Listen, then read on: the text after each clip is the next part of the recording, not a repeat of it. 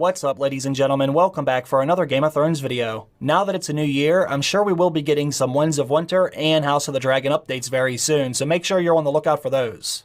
In the meantime, I want to go back to Game of Thrones Season 8. As you all know, the ending to Game of Thrones essentially split the fandom right down the middle. What I want to do in this video is basically rewrite the entire final season. Over a year ago, before Season 8 was released, I read several different outlines and plot leaks on my channel. And just like with the final season, some of you did like them and some of you hated them. Now, when you consider what Dan and Dave and HBO actually gave us for their final season, some of those leaks and outlines were actually far superior than what we got. So what I went ahead and did was gathered up some of those ideas that I think make for a much better season. I also sprinkled in some of my own theories, of course, so feel free to let me know what you think down below. So, without further ado, let's begin. Now, as you all know, the very first episode of Game of Thrones began at Castle Black with the introduction of the Night's Watch as well as the White Walkers. I want to do the exact same thing with the final season. I want to begin at Castle Black. If you remember, Season 7 ended with the Night King knocking down the wall at Eastwatch by the Sea. During the White Walkers' invasion, Beric Dondarrion and Tormund Giantsbane were able to escape from that attack. So, the very first episode of my final season will begin with Beric and Tormund arriving at Castle Black to inform everyone of what happened at Eastwatch. Immediately after they relay the information, we will see several men from the Night's Watch begin to send out ravens to inform everyone about the breakthrough at Eastwatch by the Sea. Right as we are watching some of these ravens fly away from Castle Black, we will hear the sound of their horn blow 3 times, signaling that the army of the dead are there. At that moment, Beric Dondarrion will tell Tormund Giantsbane to take a horse and head south for Winterfell while Beric stays at Castle Black with Lord Commander Ed and the rest of the remaining members of the Night's Watch. We can still see all the ravens flying with their messages from Castle Black, but right as they're almost out of frame, we see the Night King's dragon burn them all before their messages can ever make it south to all the other houses.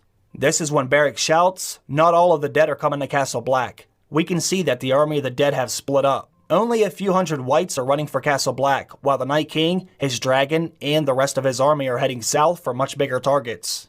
Then, the few hundred whites reach Castle Black and the battle begins. You see, one of the many reasons why fans were so disappointed with Season 8 was because of how the Night King's story ended. We waited 8 seasons for them to get through the wall, and then as soon as they did, they all died during their first battle at Winterfell. Well, that's not about to happen in my version of the events. As you can see, the final season opens with an attack from the dead, just like the first season opened with their introduction.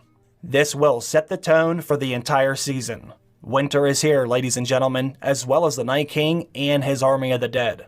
Now let's go to the next scene. Another thing that was very disappointing about the final season was how Bran Stark's abilities were underutilized to say the least. I mean, let's be honest, Bran barely did anything at all. Well, that's not going to happen in my version of the events either. This scene begins with Bran Stark sitting in the Godswood next to the weirwood tree. We see Bran's eyes go from white back to normal. He looks over at the Maester and says, "How long was I gone?" The Maester says, "I'm not sure, maybe a few hours?" Bran says he has not seen anything this time. He may have been thrown out of a vision, similar to how he was thrown out of the ravens when the Night King noticed he was watching him. Bran also says something must have gone wrong.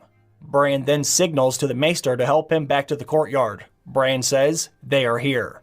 Now we get our big arrival scene with Jon Snow and Daenerys Targaryen, only in my version, this scene's not going to go on forever and ever. Jon, Daenerys, Jorah, Tyrion, Varys, Brienne, the Hound, and some soldiers arrive inside the main courtyard of Winterfell. Jorah Mormont immediately notices Sansa and some of the other Northerners are looking at Daenerys suspiciously. They already let us know how they felt about Dany last season. Tyrion Lannister looks around and notices they are already reinforcing the walls of Winterfell. We then see Jon and Sansa embrace each other first. She wants to know how they were able to get Cersei to agree to send her armies north, which Tyrion then shows a half smirk and bows his head. Sansa looks a bit surprised, as if she doesn't believe it. Then we see Jon embrace Bran. It's a very similar reunion as to the one we got in the show. Jon looks very concerned by Bran's lack of emotion. Sansa says Bran's situation is hard to explain, but he has visions now. Jon looks like he wants to say something, but then he notices Arya. And I have to be honest, the reunion Jon and Arya had during Season 8 was a bit underwhelming for me, which was very disappointing because it was the one I was looking forward to the most. Out of all the Stark children, I believe they have the closest relationship. At least in the books, they are both constantly thinking about each other, and I was hoping that would come across when they finally reunited again. But for whatever reason, it just wasn't as emotional as I was hoping. So I would try to fix that in my version of the final season. Now we know that Jon did ask her about Needle, the sword that he had given her before he left, but this time I would have Arya mention something about just how much the sword has meant to her. As you all know, Arya was willing to kill other characters over that sword. It has also saved her life on many occasions. Not to mention, when Arya was training at the House of Black and White, she had to get rid of all her personal belongings to help enable her to strip away from her former identity. However, Needle was the one thing she could never let go of. Arya can never fully become no one because she cannot allow herself to get rid of the sword, and most importantly, forget about her family and life as a Stark. Needle was not only a gift from Jon, but it also represented who she was and where she was from. So, when we see Jon ask Arya about Needle, I want her to express this to Jon in some way. Afterwards, we can have Sansa and Daenerys meet for the first time, then Sansa can tell Dany, Winterfell is yours, your grace. We can also see Sam, Gilly, and the baby standing across the courtyard. Ghost is sitting right next to them. After Sansa and Dany meet, Jon's gonna ask Sansa, where's Littlefinger? If you remember, Jon nearly killed Littlefinger in the crypts right before he left Winterfell. Right as Sansa begins to tell him, Arya cuts her off and says, I executed him. Jon is shocked by that information. He knew Littlefinger was a shady character, but he never could have imagined Arya would be the executioner. Jon now knows Arya's no longer the same little sister he grew up with. But before Jon can even let all the new information sink in, he's then greeted by Sam and Ghost. Jon's gonna bend down and scratch Ghost right behind the ears, while Sam begins to ask Jon about the dragonglass from Dragonstone. Jon will thank him for sending the information about where the dragonglass could be located. Then he's gonna ensure all of them that there is more than enough dragonglass to arm everyone in the north. We then see Tyrion walk over to Sansa and ask her how she was able to escape from King's Landing during Joffrey's death. She says Littlefinger was behind it. Littlefinger has been behind almost everything. He helped her escape from King's Landing, but he was also the one who helped murder Joffrey, as well as their Aunt Lysa, Jon Arryn, and many others. Jon wonders, how does Sansa know all of this? Did Littlefinger admit it before his execution? Sansa's gonna look over to Bran and say, I told you, he has visions. Jon will look over to Bran with a very surprised look on his face. Bran, of course, is sitting there emotionless. Jon says it's time for all of us to gather inside the main hall. We need to prepare for the wars to come. Inside the main hall, Jon can see the look on everyone's face as Daenerys takes her seat at the main table. The very first thing he does is remind everyone the king in the north has bent the knee and is now serving Daenerys Targaryen. Jon Royce stands up and says, why haven't you learned from the mistakes of your uncle, Brandon Stark, and your grandfather? The Targaryens cannot be trusted. Jon angrily shouts back at him, Daenerys has came here to save us. Not only has she given us as much dragonglass as we could possibly need, but she has also brought her own armies as well as her dragons. Jon also says, she has already helped me fight the dead, despite how dangerous that was. She even sacrificed one of her dragons to do so. What have you sacrificed, Lord Royce? Lord Glover rises to his feet and says, I have not seen any of this for myself. Bran Stark says, I have seen it. They are telling the truth. Daenerys finally stands and says, I'm not here to slaughter the North. I will help you defeat the Night King, and then we will go down south and defeat Cersei Lannister together. Lyanna Mormont says, how was it that you were able to get Cersei to agree to send her men to help you, knowing she's going to need those men later to defeat you? Arya Stark follows this up with, we cannot trust Cersei Lannister. She lied to save herself. She's not going to be sending any of her men to help us. Tyrion Lannister has a concerned look on his face. We then see Samwell whisper to Bran. He says, when are you going to tell Jon the truth? He needs to know. Bran will say, not right now. The tension in the room is already high. Jon Snow will then walk to the center of the room and say, I will not force anyone to stay here and fight the dead, but if you do stay, and we somehow survive, we will go to war for Daenerys Targaryen because it's obvious she is here to go to war for us. So, whoever is staying here to fight, need to have all of their men get to Winterfell. All of the northern lords and ladies begin to discuss their options. Some of them still seem to be undecided about what to do. This is when Bran Stark says, we do not have time to argue. The dead do not argue. In fact, the dead do not speak. They follow one king, the Night King. I know many of you may not believe me, but I have seen them. I first met the Night King in a vision, then he found me in the far north. He has left his mark on me, which Bran shows the entire room the Night King's mark on his arm. Bran then looks at Daenerys and says, he has also left his mark on your dragon, and now your dragon fights for him. This silences the entire room. Daenerys appears as if she is about to cry. Bran ends the discussion by saying, the Night King and his army are now south of the wall, and they are heading this way. Join us in this fight, otherwise everyone you know and love will die. Now we go down to King's Landing, and I'm also going to start this scene off by having Qyburn reveal to Cersei that the wall has fallen and the dead are moving south.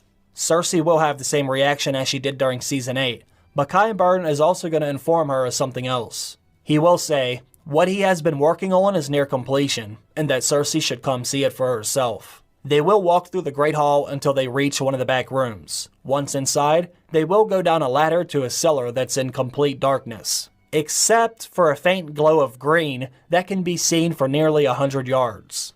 We can see that there are hundreds, if not thousands, of pots of wildfire stored right underneath the throne room. Qyburn then says there's more stashed all over the city. He implies that he has been working non-stop on producing an unlimited supply of wildfire since the explosion of the Septa Baelor was so successful. As Cersei and Qyburn begin to leave the cellar, we go outside, where we see Euron's fleet arriving in the Blackwater Bay. There are hundreds of ships filled with Golden Company soldiers. We can see that some of them are already unloading the cargo. There are hundreds of war horses, as well as dozens of elephants fitted with body armor. This is the Golden Company we should have seen during the final season. Harry Strickland and Euron Greyjoy begin to have a conversation. Harry Strickland wants to know, does Daenerys Targaryen actually have full-grown dragons? He's heard about them, yet he has never seen them for himself. Euron assures him, Daenerys does indeed have dragons, but they have something to defeat them. As they walk to the back of the Silence, Euron uncovers one of the largest ballistas we have ever seen. In the next scene, Jaime Lannister meets with Bronn at an undisclosed location. Before he left King's Landing, Jaime sent word to Bronn to meet him somewhere along the road to the north. He tells Bronn he's leaving King's Landing and Cersei for good. He intends on keeping his word to Jon Snow and Daenerys Targaryen, and if Bronn wants to survive the winter and get what is owed to him, he would be advised to join forces with them as well. Bronn does not appear to be happy, but he does agree to follow Jaime. Back in the north, Jon Snow is down below in the crypts of Winterfell. Similar to the scene in Season 8, Daenerys walks down there to be with Jon. When she stands beside him, she will ask, how many family members has he lost during the recent wars? Jon will talk about Ned, Catelyn, Robb, and Rickon. He tells her about how Rickon died right in front of him during the battle for Winterfell. He will tell her about how Robb was betrayed by some of his own men. Jon says, unfortunately, his mistakes led to his own death. This may or may not be foreshadowing. Jon says Robb was set to marry a woman, but he chose another, and it cost him his life. Daenerys then walks from Ned's statue over to Lyanna's. She says she hasn't noticed any other statues of a woman down here. She must have been loved by many. Jon says she was my aunt, Lyanna, which is interesting because we all know Daenerys is actually Jon's aunt. Jon looks at Dany and says she was abducted by your brother, Rhaegar Targaryen. Daenerys says she has heard the story many times. She says she never understood why Rhaegar would do such a thing, because everyone always told her about how Rhaegar was a good man and loved by many. Abducting a woman does not sound like something he would do. Jon looks kinda sad, and he says it really doesn't matter now. They're both dead and there's nothing we can do to change that. Then, as we see Jon and Daenerys walking back out of the crypts, they notice some commotion happening at the main gate. Jon can see that it's Tormund Giantsbane, who nearly collapses as he gets off his horse. The horse appears to be ready to collapse as well. It's obvious they have been riding non-stop through the night and day. Tormund Giantsbane is very distressed. He tells Jon about what happened at Eastwatch by the Sea and Castle Black. He confirms the Night King does have the dragon, and he will be heading their way. Winterfell is now on high alert. Tyrion Lannister is watching all of this from above. We then follow him inside the castle and down one of the hallways. He enters his own chamber and closes the door behind him. We see him begin to write a letter, but we don't know who he is writing that letter to. In the final scene of the episode, we see a small boy working outside in the snow with his father. After watching them for a few moments, the boy suddenly stops. The father will ask him what's wrong. The boy will motion to the nearby forest. It's getting very dark outside, so we don't notice anything at first, but then we begin to see blue eyes staring back at us. Before we know it, there are hundreds of blue eyes moving through the woods. The father tells his son, run inside and tell the others. A horn begins to blow as hundreds of whites begin to run straight for the father standing outside. Little Ned Umber, who is followed by several soldiers, begin to rush outside to defend the castle. As hundreds of soldiers begin to rush outside, the sound of a dragon begins to drown out the sound of the horns that were blowing. One of the soldiers tries to get Ned Umber to run back inside, but it's already too late. Thousands of whites, led by White Walkers and giants, are now just a few feet away. Then, the Night King appears through the clouds, and Viserion begins unleashing his blue flame on the castle. Chaos erupts, and every man, woman, and child begin to get butchered simultaneously. Viserion's blue flame delivers a devastating blow that completely destroys the Umber's ancestral home. Ned Umber's personal guard is butchered within seconds, leaving him all alone on the field. One of the White Walkers approaches him, and with one swift move, he pierces his heart with the ice sword. Ned Umber falls, as we see the Night King landing his dragon. We can now see there are almost 100 White Walkers walking across the blood-soaked battlefield. Every man, woman, and child lay slain at their feet. We get a close-up of the Night King as he raises his arms. Then the episode's gonna end with us knowing what's about to happen next.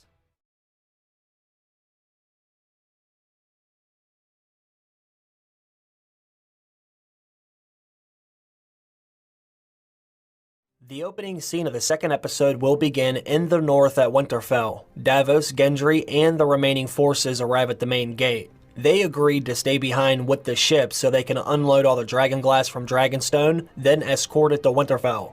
They have about a dozen big wagons filled with dragonglass. Most of the wagons are full of black obsidian, but we can also see there is a wagon full of green and red dragonglass. Once again, we can see Arya and Brienne outside training in the courtyard as the wagons are arriving at the main gate. They are interrupted as all the wagons are being brought inside to the center of the courtyard.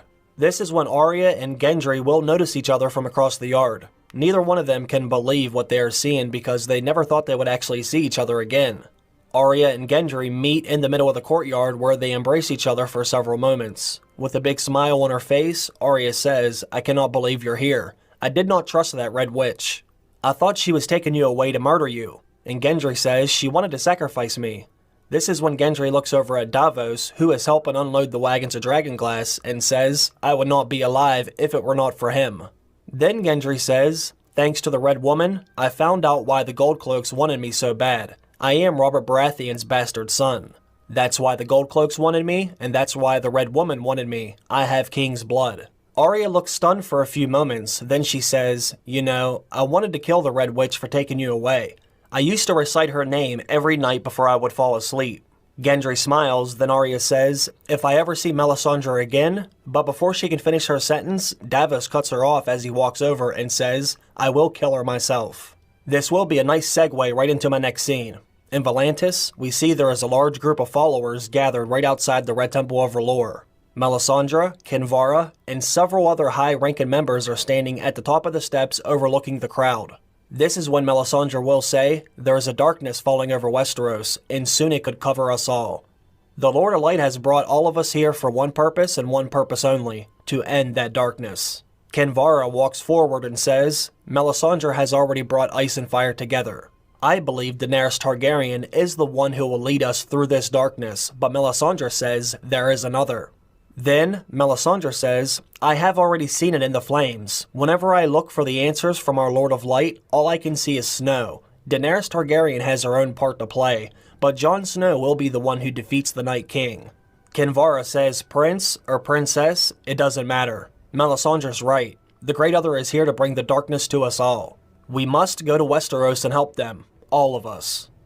In the next scene, we will go to Castle Black, where we will see the aftermath of the attack from the Army of the Dead.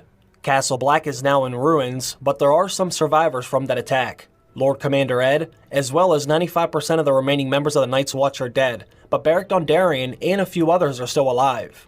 We will see Beric Dondarrion begin to burn all the whites with his flaming sword. Beric Dondarrion will then say he has to ride south right away. He also says He made a promise to someone that he would see them again. He has yet to serve his final purpose. If you remember at the end of Season 7, Beric did say to another character they would meet again, so we shall see. Now let's go to another scene. Back in Winterfell, Bran Stark is sitting alone in the Godswood next to the weirwood tree. We can see that his hands are gripping the chair, as his eyes are fluttering back and forth in his head. Then we will be thrust into a series of visions Bran Stark is having. We see Jaime Lannister taking off his helmet during the first time we saw him arriving at Winterfell. We see Ned Stark's statue in the crypts of Winterfell. We see and hear the Mad King saying, "Burn them all." We see the stash of wildfire underneath King's Landing.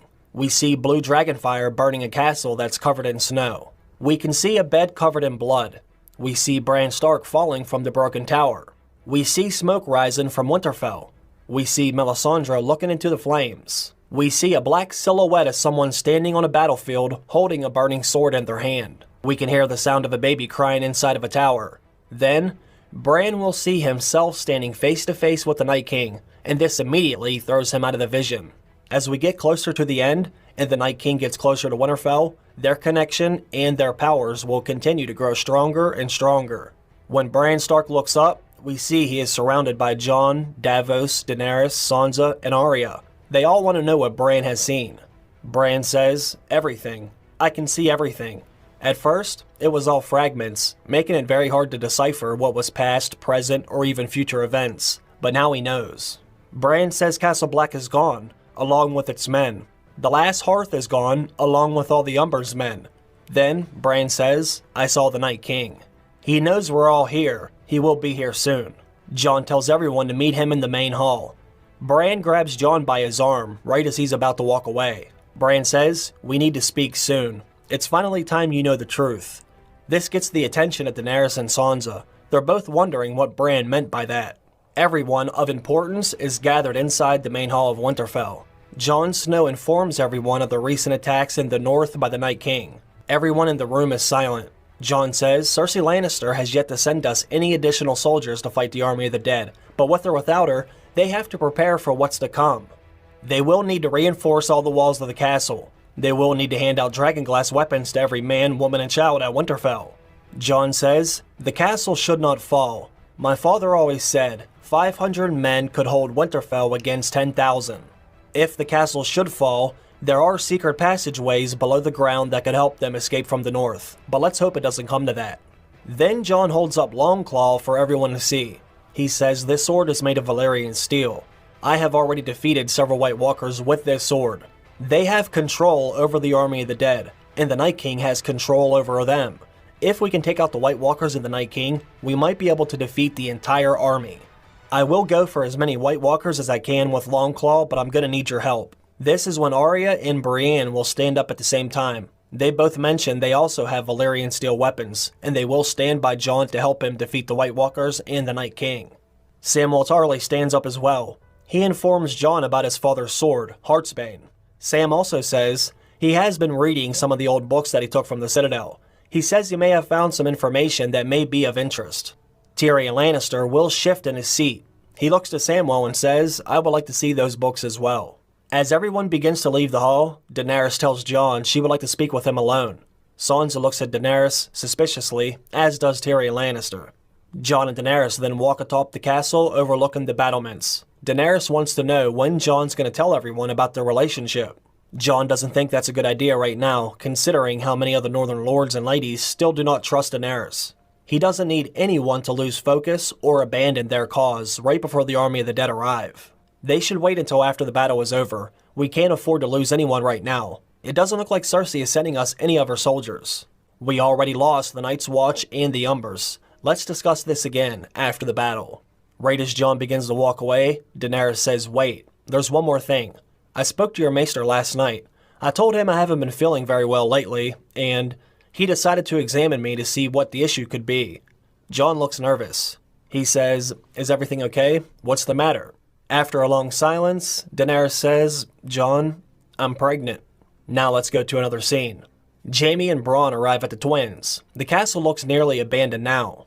Jaime says, "Someone infiltrated their castle, killed Walder Frey, and almost every other loyal man to House Frey." Bronn notices that no one is guarding their bridge. Jaime says, "If only Robb Stark would have found their bridge this way. He would still be alive, and I would most likely be dead." Bronn slaps Jaime on the shoulder and says, "If only dreams came true." When Jaime and Bronn reach the castle doors, they are greeted by several of the Frey daughters who are now in charge of the twins. Jaime says we are now heading north, and he needs to gather any soldiers or men that they have available. There is a storm coming down from the wall, and everyone will die unless they follow him north. One of the Frey girls says, "Queen Cersei did not inform us of this. Why did we not receive a raven?" Jaime says, "She sent me instead." Speaking of Cersei Lannister, we go back to King's Landing in the next scene. Cersei, Qyburn, and the Mountain are walking around the walls of the Red Keep. Qyburn has men bringing up the stashes of wildfire to place at each gate that enters the city, along with many other locations.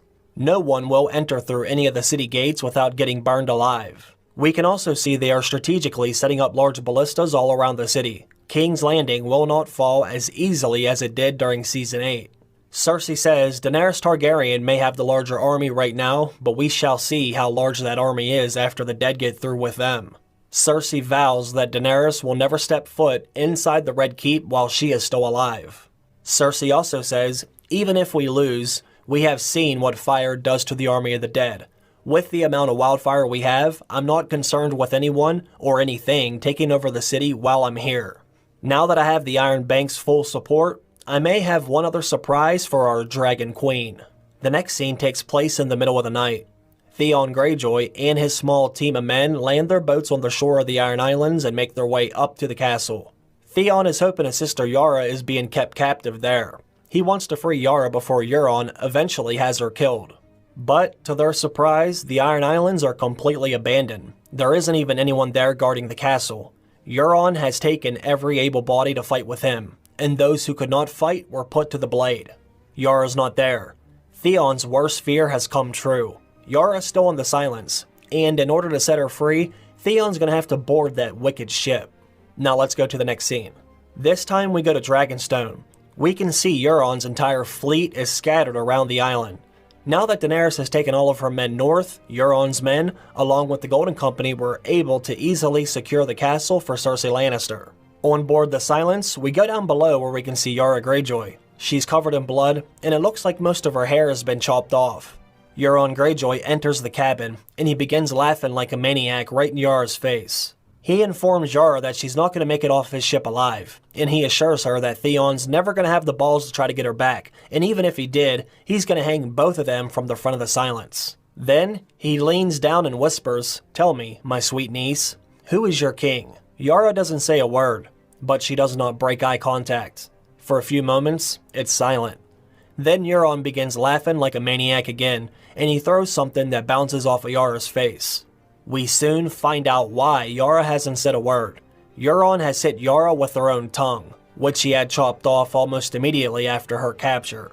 Now we go back to Winterfell where Jon, Daenerys, Bran, Sam, Tyrion, and the Maester are looking over everything he took from the Citadel. They're hoping they can find out some more information about how to defeat the Night King. Sam says he has several books and scrolls about the Long Night, the White Walkers, and the Children of the Forest, and many others. The only problem is he's having trouble making sense of it all. Bran Stark says, "Show me what you found, then perhaps I can go back and have a look for myself." Tyrion Lannister grabs one of the books that is already open. This one has legends about the Long Night, and he begins to read it aloud.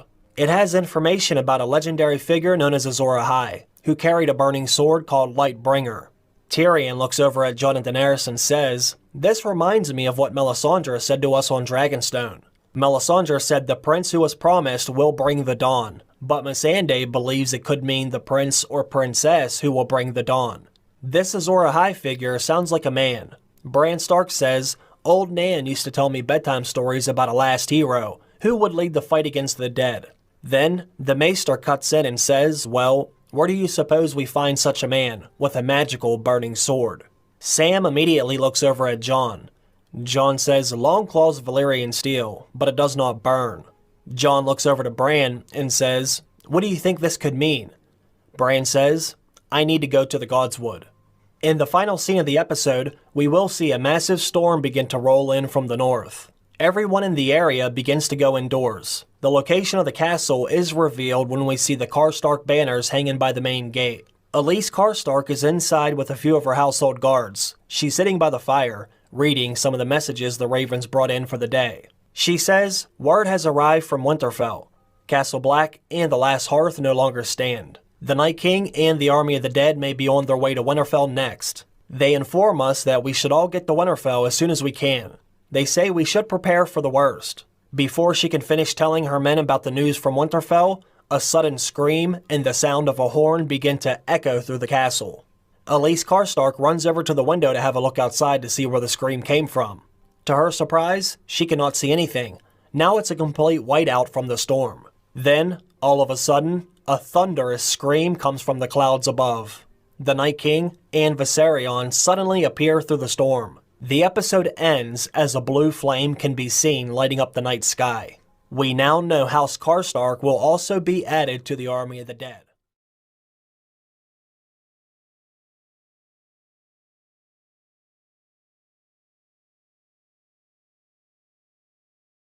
This episode will begin with us getting a glimpse of the aftermath of that attack. There is smoke rising from a mound of stone, which is where the castle once stood. We can see that there are acres and acres of snow-covered land soaked in blood. There's also remnants of northern uniforms all over the ground, as well as broken weapons. This looks like your typical battlefield, the only difference is there are no dead bodies. We know the Night King has risen them all to fight in his army, and they're most likely heading to Winterfell, which is where we will have our next scene. Back in Winterfell, we will see hundreds of northern men preparing the Stark's castle for the coming storm. Outside of the main gate of the castle, we will see them making trenches that appear to be a moat. Just like in Season 8, I want to enclose the castle in a ring of fire that will prevent the dead from entering Winterfell. I actually talked about this idea in one of my videos before the final season came out. We're also going to see hundreds of archers on standby all along the top of the wall of the castle. All of their arrows are made of dragon glass. There's also going to be barrels of these arrows all along the top of the castle walls as well. Down in the courtyard, there are thousands of spears made up of dragon glass too. However, Grey Worm's spear will look slightly different than the rest. His will be made with the red dragon glass. We're also going to see that Gendry has made himself a new hammer out of dragon glass, and there will be different spikes coming off the hammer. Each of the spikes will be made up of different colored dragon glass, one black, one red, and one green. Jon, Sansa, Arya, and Ghost are walking around the courtyard overlooking all the work getting done to their home. Arya mentions how she came across Nymeria on her way to Winterfell. Arya tells Jon, "I did want her to come home with me, but deep down I knew that she was meant to be free." She hopes that one day she's going to be able to see her again. As Jon looks over at Ghost, you can see that he has a sad look on his face, realizing that Ghost is the only direwolf left in the far north. Jon talks about the day they were found and how he told Ned they were meant to have them. He also says, as long as they're alive, they're always going to have a connection to one another, no matter how much distance is in between them. This brings a smile to Arya's face, and Jon says even at times when him and Ghost were separated, he would always have a sense that he was still with him. And Arya says, "I have also felt that with Nymeria." They are interrupted when one of the guards at the main gate begins to shout that a rider is approaching the castle. Beric Dondarrion has arrived from Castle Black. Beric looks like he's about to collapse, as Jon tells the guards to open the gate and allow him inside. As soon as Arya recognizes who it is, she draws out her dagger. Arya lets Beric know right away that he is not welcome, and Jon looks somewhat confused. Arya says Beric sold Gendry to Melisandre, knowing full well that the Red Witch wanted to sacrifice him. Beric Dondarrion will say, "Kill me if you must, but I'm here to play my part in the Great War." Then Beric looks at Jon and says, "The Night King and the army of the dead will be here tonight." The next scene is in King's Landing. It begins with Euron Greyjoy greeting Cersei Lannister. Euron says, "I have completed every mission you have set upon me. I have traveled the seas, conquered your enemies, and even brought you the Golden Company." Cersei says, "You haven't defeated all of my enemies, but maybe it is time you are rewarded." Euron smiles, then the commander of the Golden Company greets Cersei. He talks about how good it feels to be in Westeros. Cersei reminds him not to get too comfortable. They still have a war to win. Harry Strickland then wishes to speak to whoever commands Cersei Lannister's soldiers. He wants to discuss their strategy. Cersei informs him that she is in the process of finding someone she can trust, who can command her Lannister men. Her former commander and brother has left the city for good. She says he went to go join his traitor brother, the bastard in the north, and the foreign whore with the dragons. Cersei then says, but it doesn't matter now. I have everything I need right here. Euron has a very big smile come across his face, even though Cersei wasn't just talking about him.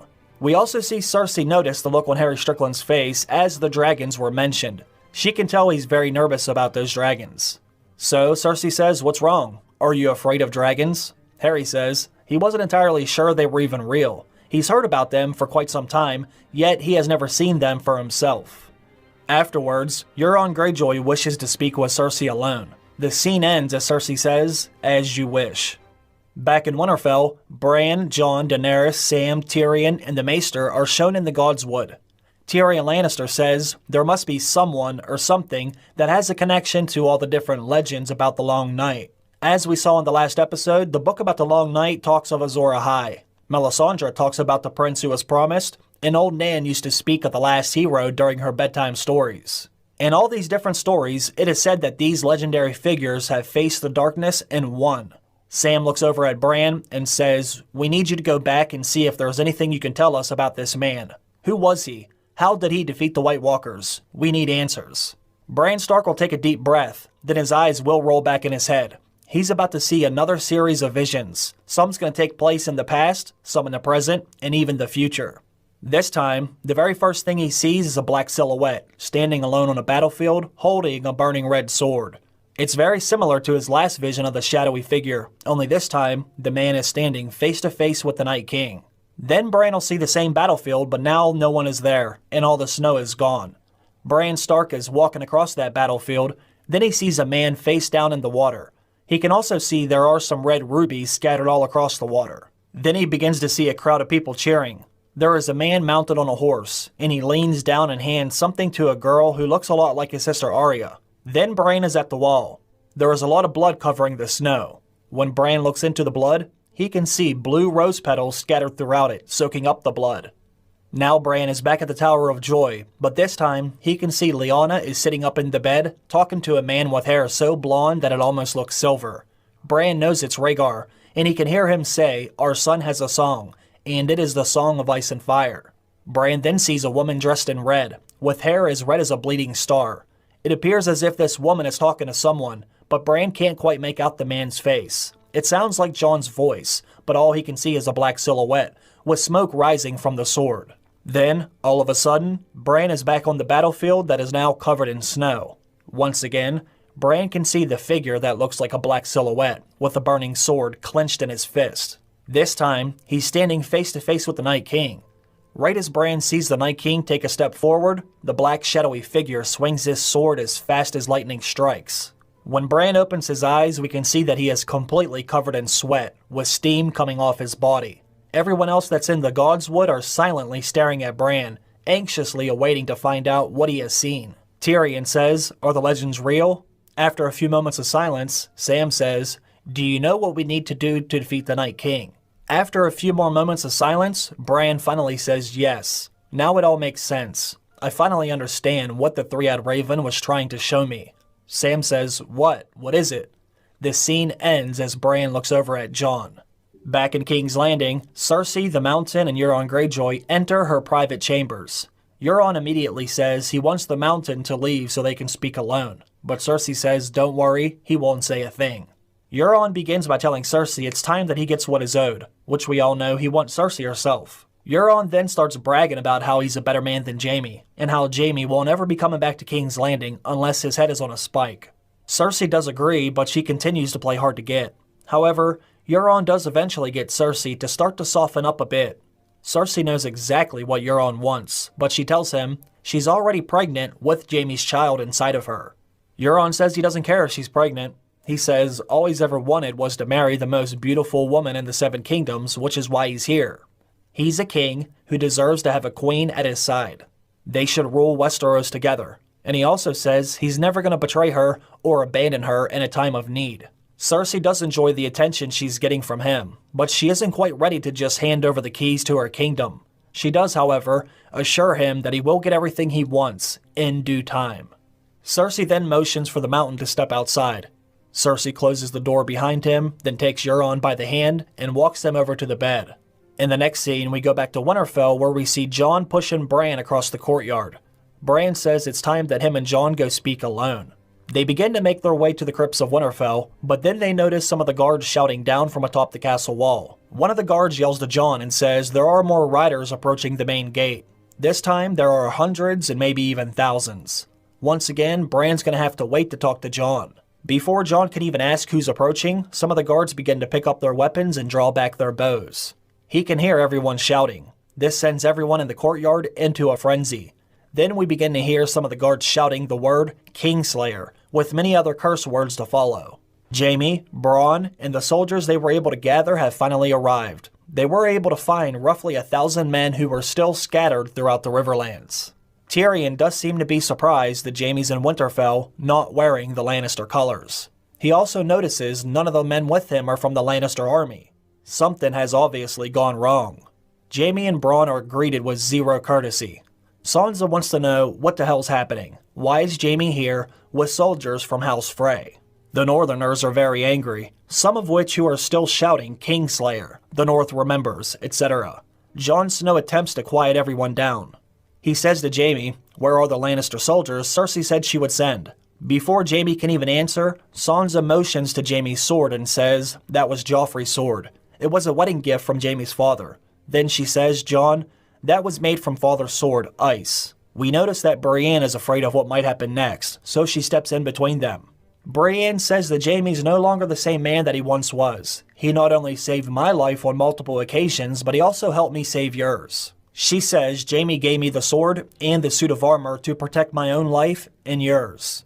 You're right, Jaime does have half a Ned Stark's sword, but he also gave me the other half, and specifically said, take Ned Stark's sword to protect Ned Stark's daughters. Jaime then interrupts and says, I mean you no harm. I've only come here to help you fight the army of the dead. When that is done, I shall leave. Surprisingly, this silences everyone. But then Jaime pulls out his sword, and that is followed by 100 Northerners pulling out theirs. One of them shouts, Go ahead, Kingslayer. Give me a reason to cut you in half like your brother. I will kill you where you stand. Jaime says, I was only getting the sword out to give it back. He looks at Sansa and says, You can have your father's sword. Then he looks at Jon and says, But I was hoping I could use it to defend the realm. I know the Lannisters are no friends of the North. I know I have done many things, bad things, that I really wish I could take back, but I can't. All I can do now is be a man of my word, and I remember promising you that I would help you win this war. So, here I am, with 1,000 other soldiers to help you. My sister will not be sending any men, which is why I left and rallied up as many men as I could on my own. Euron Greyjoy lied as well. He's not on his way to the Iron Islands. He was actually heading to Essos to pick up 20,000 mercenaries to add to Cersei's army. She intends on fighting and defeating whoever survives the war in the north, which now includes me, I might add. When Daenerys hears Cersei lied, she gives Tyrion a venomous look. Varys puts his head down and walks away. Jon finally addresses Jaime. He says, You know I don't like you, sir. From the moment I met you, standing right where we are, I've not liked you since you disrespected me in my own home. He then motions to Jaime and Bronn and tells them to come inside, but the other 1,000 men are going to have to set up outside of the castle walls. None of them are allowed to enter until everything is sorted out inside. Everyone then gathers inside of Winterfell's main hall. As always, Lord Glover and Jon Royce are by far the loudest voices in the room. They give Jon a stern warning. If they allow this man to set up shop in the north, he will slit everyone's throat while they sleep. You cannot trust a Lannister. Lord Royce threatens to take the Knights of the Vale back to the Eyrie. He doesn't want to fight alongside the Kingslayer, or even the Targaryens for that matter. Unfortunately, this causes other lords to stand up and begin to say the same thing. They're all wanting to march their men home and wait out the coming storm. That's until Jon slams his fist into the table and yells, Enough. Jon says, I already made it known that I would not force anyone to stay here and fight, but I promise you, if you leave, you will die. We either fight together or die divided. This is the only way. Jon says, I have no love for the Lannisters. They're responsible for the death of my father, brother, and Lady Stark. I want them here no more than any of you, but we need men. I have stood face to face with the Night King. I know what he's capable of. None of you have seen the army of the dead, but you will, soon enough. When you do, you will be thankful for any and every man standing by your side. Trust me, we're all gonna need it. Finally, Jaime Lannister stands up to address the room. First, He apologizes to Jon for what has happened to him and his family. He swears he had nothing to do with Ned Stark's death or the Red Wedding. Jaime looks around the room for Varys because he knows Varys knows Joffrey had Ned Stark killed on his own. But to everyone's surprise, Varys is gone. No one has seen him since he walked away after finding out Cersei wasn't sending any additional support. Right as everyone's focus shifts from Jaime to Varys, in comes Bran Stark. Jaime gets very nervous. He knows everything's about to blow up in his face. We can see that Bran is being led into the hall by his sister, Arya Stark. Once she gets Bran sitting next to Jon and Sansa, she walks up to Jaime and says, "What's wrong? You look a little frightened." Arya says, "You might not remember me, Kingslayer, but I remember you." She looks over at Bronn and says, "I remember you too. The last time I saw the both of you, you were celebrating with Walder Frey. You were celebrating the fact that you had retaken my mother's childhood home, as well as killing our uncle, the Blackfish." She looks back at Jaime and says, "Do you remember? Here, let me help you." Arya then removes something from the bag that is slung over her shoulder. All of a sudden, Arya now appears to be the same serving girl that was flirting with Jaime at the Twins. Jaime and Bronn are both stunned. This even gets Jon's attention. He's wondering what the hell's happening.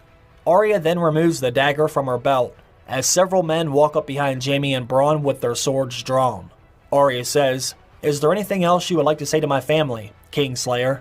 Jaime's eyes are filling up with water. Jaime doesn't say a word, but he looks at Bran, and notices Bran is staring a hole right through him. For a few moments, Jaime's silent, struggling to find the right words to say. But then, right as the tension is reaching an all-time high, Bran finally says something. He says, "I know it was you." Lord Glover stands up and demands that Bran tell everyone what he knows about the Kingslayer. Bran's eyes never leave Jaime. After a few more moments, Sansa stands up and demands that Bran say something as well. Jaime, who's crying at this point, looks at Sansa and says, "No need, my lady. I will tell you everything." Jaime walks to the center of the room. He looks around at all the Stark children. He says, "I am truly sorry. I do not expect anyone to forgive me for what I'm about to say." Tyrion looks at Bran. He's certain he knows what's about to come next. Deep down, he's always knew. But now he realizes he might also die for the crimes of his family. Then, after a few more moments of silence, Jaime opens his mouth to confess, but they are suddenly interrupted by the sound of a horn coming from outside. The sound sent chills throughout the room. It is time. The dead have finally arrived. Winterfell's hall erupts into chaos. Jon immediately orders everyone outside, and those who cannot fight are to head for the crypts below to flee the north. They were ready for this. Jon had maps drawn up of the secret tunnel so everyone knew the escape route. As Jon gets outside, he signals for the trenches to be lit, which will enclose Winterfell in a ring of fire, preventing the dead from getting inside. Jon hands Widow's Wail back to Jaime, and he says, "If you have any shred of honor left, come prove it by fighting alongside me on the battlefield." Within seconds, they find themselves standing outside in a complete whiteout. They're only able to see within a few feet of their faces. Jon also wants Daenerys to go underground. Now that she's pregnant, he doesn't want to risk her getting injured. Daenerys refuses to sit out the fight. She says they're not going to survive without her and Drogon's help.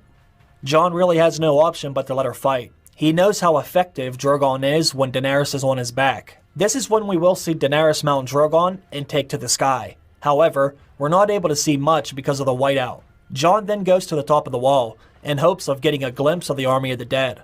For a few moments, he's not able to see any further than a few feet in front of him, but then he starts to see the faint glimmer of blue eyes in the distance. He's not able to see their bodies, but at this point, he can see there are thousands of blue eyes staring back at him, and they're not just in front of the castle. They have the entire castle surrounded by the dead. By now, the snow is getting so deep that the Dothraki are not able to ride their horses. Most of their forces are outside the walls. Jon hopes they're able to defend themselves in that storm. Bran Stark attempts to use the ravens so he can see where the Night King is at, but the birds are not taking flight in the storm. The Night King's storm essentially blocks Bran from taking control of any animals. All of a sudden, we begin to hear the screams of thousands of dead men as they get closer to the castle. The sound of them running almost sounds like a thunderstorm. The battle has officially begun. Jon Snow, Sandor Clegane, Brienne, Jaime Lannister, Grey Worm, Jorah Mormont, Tormund, Gendry, and Arya head out into the storm. All of the Valyrian steel weapons will now be on the battlefield. Once they get outside the main gate, the rest of the pitch is ignited, completing the ring of fire around the castle. Jon and the others are not going to be able to escape back to the castle if need be. Their destiny now lies ahead of them as they enter the battle. They are determined on stopping the Night King tonight. The faint glow of Drogon and Rhaegal's flames can be seen through the storm.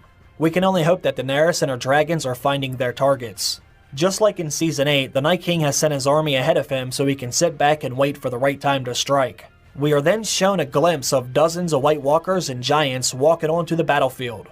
This time, we are going to see all of the characters holding Valyrian steel weapons face off against White Walkers in some epic sword fights. However, at some point during the battle, Grey Worm will be slain by a White Walker.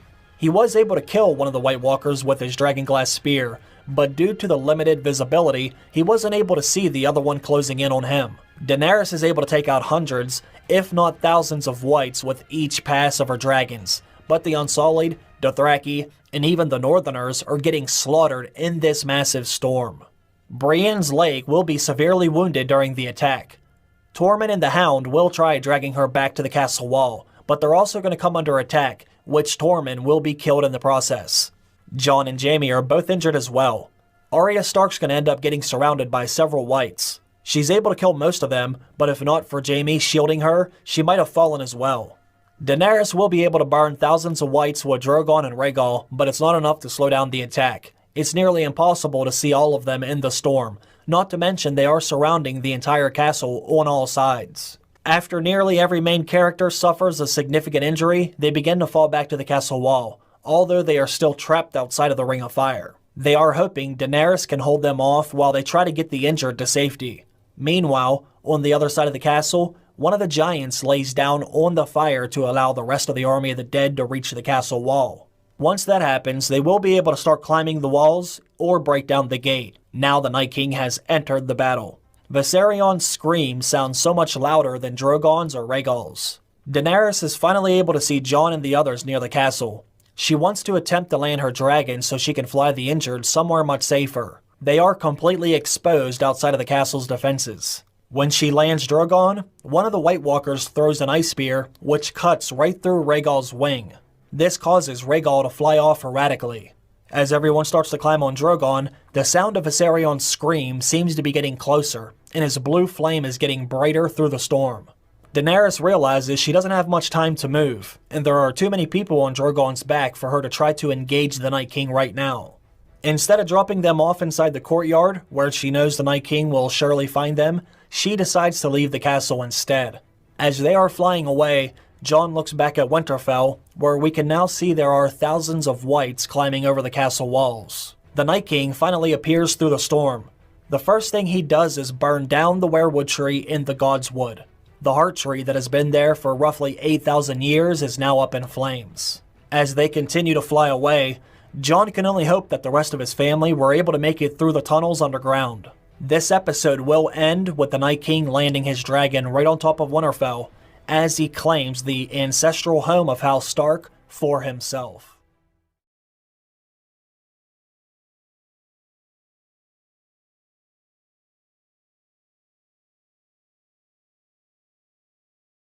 This episode will begin where we left off. We can see what used to be Winterfell. There is smoke rising from several different areas of the castle. The battlements are littered with thousands of dead bodies, most of which are burnt beyond recognition. The Night King's army is gathered inside of the castle walls. Now, although Daenerys was able to do some significant damage to the Night King's army, he still has a rather large force. The Night King and nearly a dozen White Walkers are seen walking through the God's Wood. The weirwood tree is now burnt. What was once white and red is now blackened with ash. The Night King and his White Walker stand to the side, as one of the giants knocks over the weirwood tree, crashing it to the ground. The Night King and the White Walkers then head through the courtyard as they make their way to the crypts of Winterfell. As the Night King is walking through the yard, he grabs one of the weapons that was laying on the ground. The Night King examines the Dragonglass almost as if he's inspecting what it's made of. He throws the weapon aside, but then he sets his hand over his chest. He remembers how the Children of the Forest created him. This may be something you want to remember for later. When the Night King does enter the crypts of Winterfell, he immediately heads for its lowest level, the level that has partially collapsed. It seems as if he has been here before. He knows exactly where to go. He looks down a tunnel that is still freshly lit by candlelight. He knows that members of House Stark were able to escape, and he already knows where they're heading next. In the following scene, we find out exactly who was able to escape through the secret tunnels. Sansa, Bran, Tyrion, Davos, Sam, Gilly, Baby Sam, Missandei, and several other known characters. This escape route led them right to the White Knife River. There are a few small boats stashed along the shore. They will make their way down the river until they reach White Harbor, which is where the rest of Dany's fleet is waiting. Davos was chosen to lead the group if they ever had to use this option.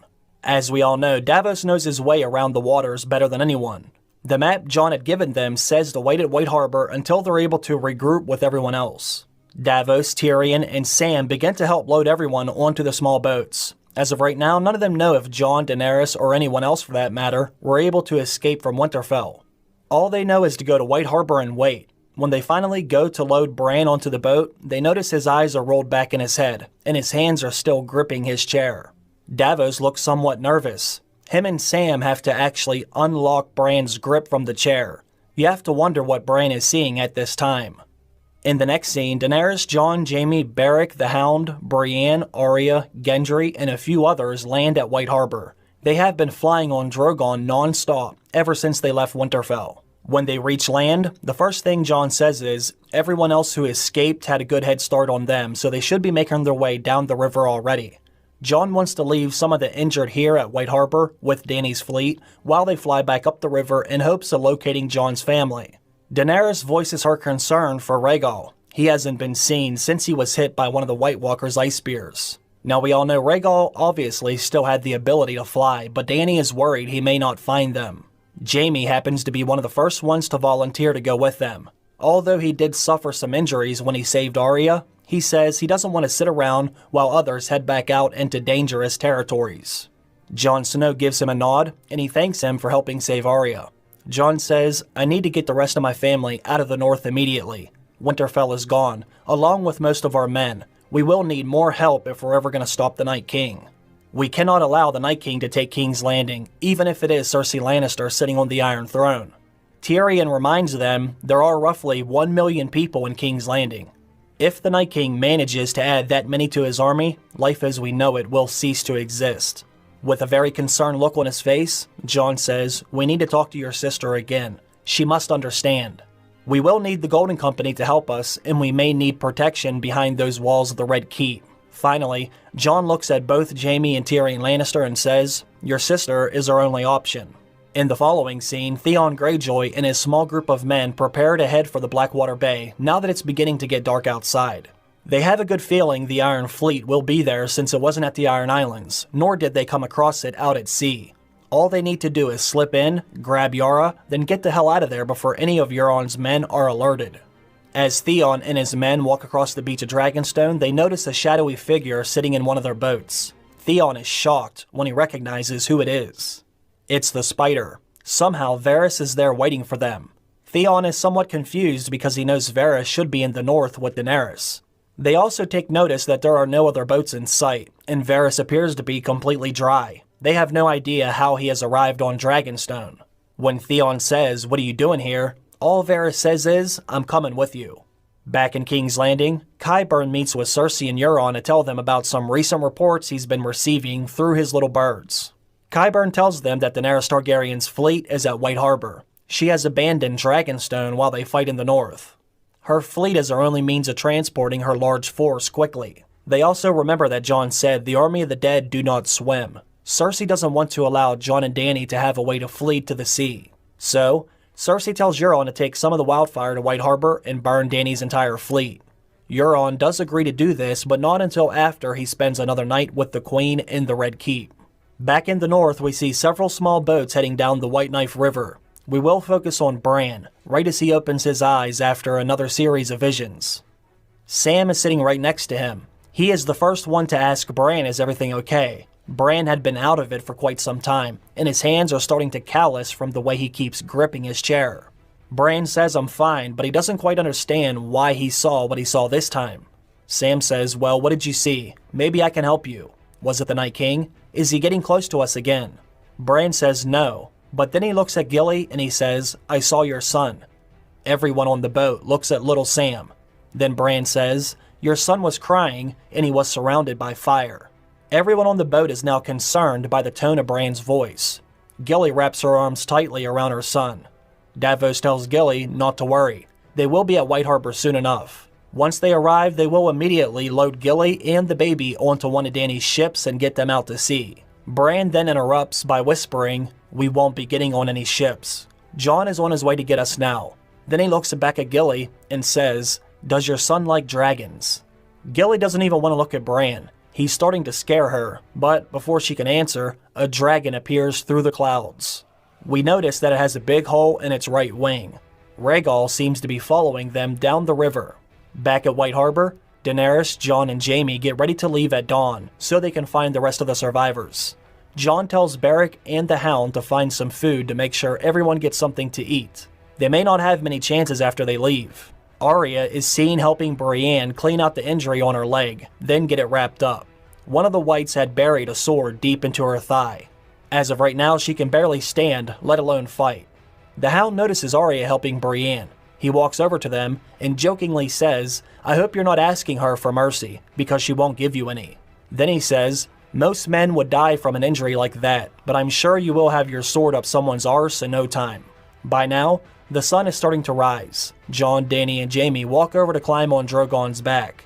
Jon looks back at Arya and says, "If we're not back by sundown, you need to have everyone board a ship, then head to Dragonstone. The Night King will never be able to get his entire army to that island.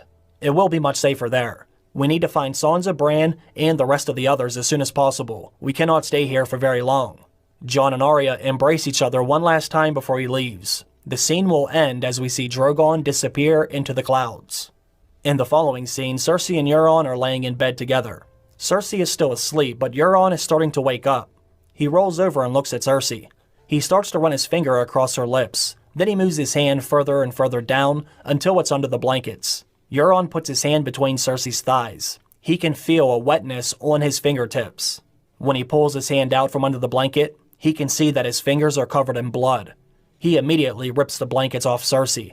He can now see that most of the bed is covered in blood as well. Cersei wakes up when she feels the cold air hit her naked body. She can see Euron standing over her with a strange look on his face. Cersei then sits up and is suddenly horrified by what she sees. This is when she will begin to scream and cry. The Mountain runs into the room with his sword drawn, expecting to see Cersei in a struggle. Euron immediately raises his hand, but the Mountain walks right past him. He grabs one of the sheets, covers it over Cersei, then carries her out of the room. Euron then gets dressed, leaving the room with a wicked smile on his face. As he's walking across the throne room, one of the Lannister guards walks up to him and tells him there is something that he needs to see. We follow them outside, and the guard begins to lead him to the water. When Euron gets close enough to the bay, he stops in his tracks. He appears to be shocked by what he sees. Almost all of his Iron Fleet are gone. The Silence is still there, but that's about it. Euron quickly boards the Silence. There are several men laying on the deck with their throats slit. When Euron enters the main cabin, he notices Yara's gone. There is a dagger sticking into the wall, with a note left under it. Written in blood, all the note says is, "What is dead may never die." Signed, Yara Greyjoy. Euron removes the dagger and the note from the wall. He turns around and calmly says to the Lannister guard, "How does someone sneak into the Blackwater Bay and make off with an entire fleet without someone noticing?" Before the Lannister guard can even mutter a single word, Euron jams the dagger into the man's neck. Euron leaves the Silence, heading back into the city. Then we will see Euron meet with a few men from the City Watch. They head to the chambers of the commander of the Golden Company. When they enter the room, though, they notice it's empty as well. He tells the captain of the City Watch to gather up all of his men. They need to find Harry Strickland immediately. They should check every brothel, every inn, or anywhere they think they might be. We will then begin to see some quick scenes of the City Watch entering every home and establishment within the city. Not only is Harry Strickland gone, but it appears as if the Golden Company has also left. Euron Greyjoy is furious. He orders the captain to bring him every single man that was on watch last night. Either these men are extremely incompetent, or they were paid off. Now it doesn't matter what happened, they will all have to die for this. Back on Dragonstone, Theon has nearly 100 men gathering up as much dragonglass as they can find that is still left over in the caves. They will be leaving very shortly to head north. Theon now has an entire fleet, with over 20,000 men from the Golden Company. Varys is seen with a smile on his face. It's obvious he has been up to something, but we don't know what just yet. When Theon exits the cave, he will walk over to his sister Yara. After looking at her for several moments, his eyes begin to fill up with water. He can see Yara's covered in blood, with bruises all over her body. Theon also knows that Euron had her tongue removed. Finally, Theon says, "Yara, I'm sorry. I'm so sorry I left you. I'm sorry for what he has done to you, but I promise you this, we will get our vengeance." Yara steps in closer and wraps her arms around her brother. She's upset, but ultimately thankful to still be alive. Varys and the commander of the Golden Company are now standing side by side. Harry Strickland will reach out to shake Varys' hand. He says, "It's good to see you again, my old friend. Illyrio told me you would eventually come for us one day, but I wasn't entirely sure if you were still alive." Before they can finish their conversation, they both notice several ships approaching the beach. All of the men on the beach begin to scramble for their weapons. They have been expecting retaliation from Euron Greyjoy, but they did not think it would happen this soon. It takes Varys a few moments to recognize the banners waving on the ships. When they finally stop flapping in the wind, Varys has a fearful look on his face. The banner is displaying the flaming heart. For Varys, this sight is even worse than Euron Greyjoy looking for revenge. He now knows Melisandre and Kinvara have arrived. He remembers what Melisandre said to him right before she left. As we see Melisandre and Kinvara land on the beach, they begin to walk over to Varys. The red rubies they are both wearing on their throats are glowing brighter than ever. Varys can hardly look directly into them without getting blinded. Melisandre greets him first by saying, "Hello, dear spider." Kinvara places a hand on Varys, and she says, "Do we still serve the same queen?" Varys nods his head. Kinvara says, "Good. You're coming with us then. All of you must come with us. Jon Snow and Daenerys Targaryen are no longer in the far north. Winterfell is gone. They will be back at White Harbor soon, but that's not where we're heading. Varys, tell the others it's time to leave." Varys is visibly shaken up by all of this. He doesn't know what to think, but he does feel the urge to do as they say. In the very next scene, Daenerys, Jon, and Jaime spot Rhaegal in the sky above the White Knife River. They also notice there are a few small boats directly below him. They've found Sansa, Bran, and the rest of the survivors. Both of the dragons begin to cry out to each other. Davos will be seen giving a signal to the other boats. They are to head to the shore to meet with Jon and Dany right away. After Drogon lands, Jon will embrace his family when they exit the boats. Everyone else begins to climb on the back of the dragons. They will now head back to White Harbor to regroup with everyone else. However, before they leave, Bran tells Jon they need to speak as soon as they get back. There isn't much time left. We will see the Night King again, tonight. This scene will end when the dragons take to the sky. Back at White Harbor, Arya and Gendry begin telling everyone to prepare to leave. By now it's starting to get dark, and Jon said if they weren't back by sundown, they were to board a ship and go to Dragonstone. The Night King might be heading this way as we speak. We cannot stay here for very long. Beric Dondarrion stands up and says, "They're here." Both dragons come up from behind them and land. Arya rushes over to see who made it out of Winterfell alive. She is relieved when she sees her brother and sister. They all begin helping everyone off the dragons. When Arya sees Jaime, she says, "Thank you for helping my family." Then she reaches out to shake his hand. We will see Jon help Bran down from Drogon. Then Jon says, "Okay, let's talk." Bran says, "Are you sure you don't want to speak privately?" Jon says no. "If there is something that I must know, just go ahead and say it now." Everyone starts to look at Jon and Bran. Sam already knows what's coming next. Finally, Bran says, "Jon, you aren't exactly who you think you are. There is great power in you that you never knew existed, but I'm sure you've always felt it." Jon looks somewhat confused. Then Bran says, "Why do you think you found Ghost? Why do you think Father never told you who your mother was? Why do you think you were brought back from the dead? You have the blood of the dragon. You have the blood of ice and fire. You are the Song of Ice and Fire, Jon. That's why you were chosen. None of this is a coincidence. Things were set in motion long before either you or I were here. All of it was leading to what will happen by the end of tonight. The Three-Eyed Raven showed me your birth for a reason. It wasn't to only show me who your parents were. It's because you are the one who will have to bring the dawn. Every time I try to look for answers about how to defeat the Night King, all I see are images that point directly at you. Ned Stark was not your father. You are the son of Rhaegar Targaryen and Lyanna Stark. You are the one who is destined to defeat the Night King. Everyone now has their eyes set on Jon. Everyone is silent, almost as if they're waiting for something to happen. Jon seems to be struggling with trying to process everything Bran just told him. Finally, after a few moments, Sam walks closer to Jon. He says it's true. He removes a rolled up parchment from his sleeve. He hands it to Jon, and he says, it's a record of Rhaegar's annulment with Elia Martell. Afterwards, there was a secret marriage in Dorne. Bran has seen it for himself. Bran says, Jon, you've never been a bastard. You are the legitimate heir to the Iron Throne. Your real name is Aegon Targaryen. This new revelation stuns Daenerys Targaryen.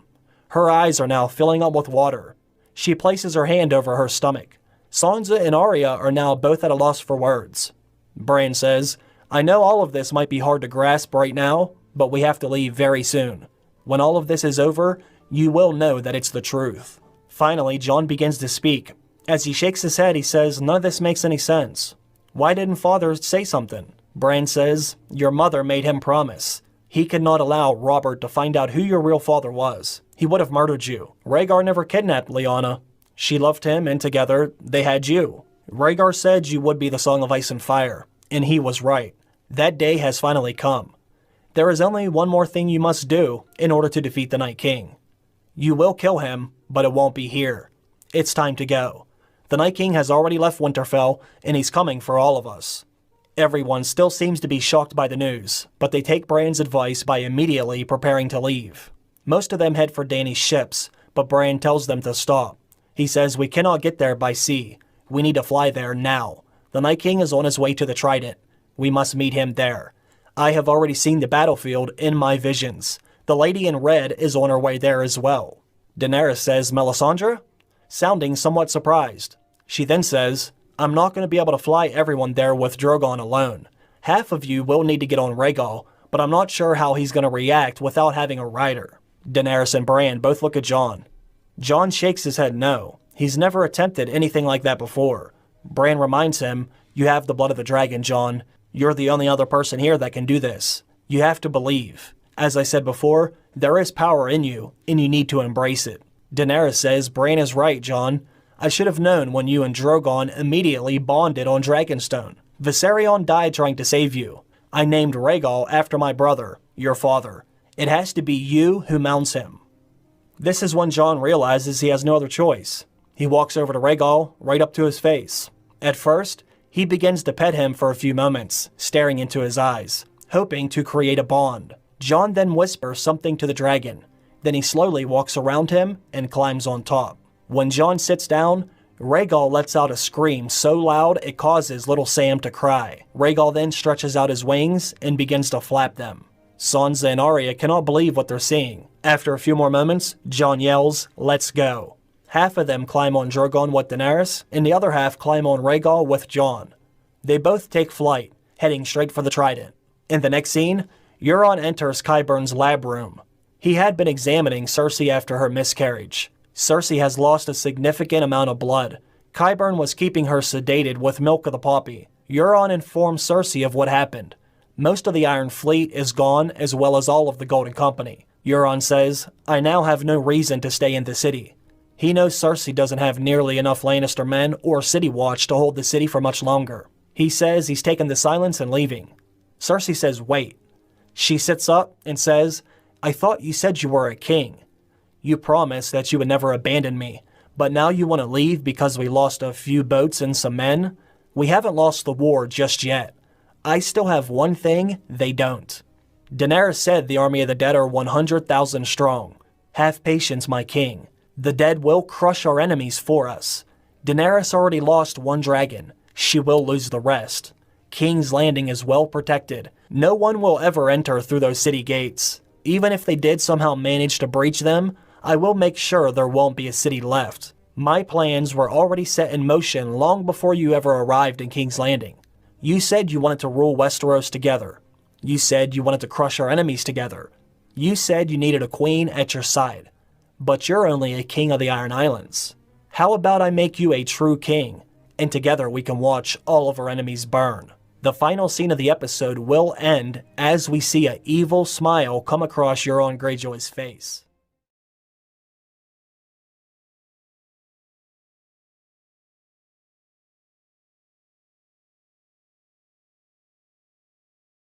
This episode begins as we see Melisandre, Kinvara, and Varys traveling by land. They are leading an enormous party of over 25,000 soldiers.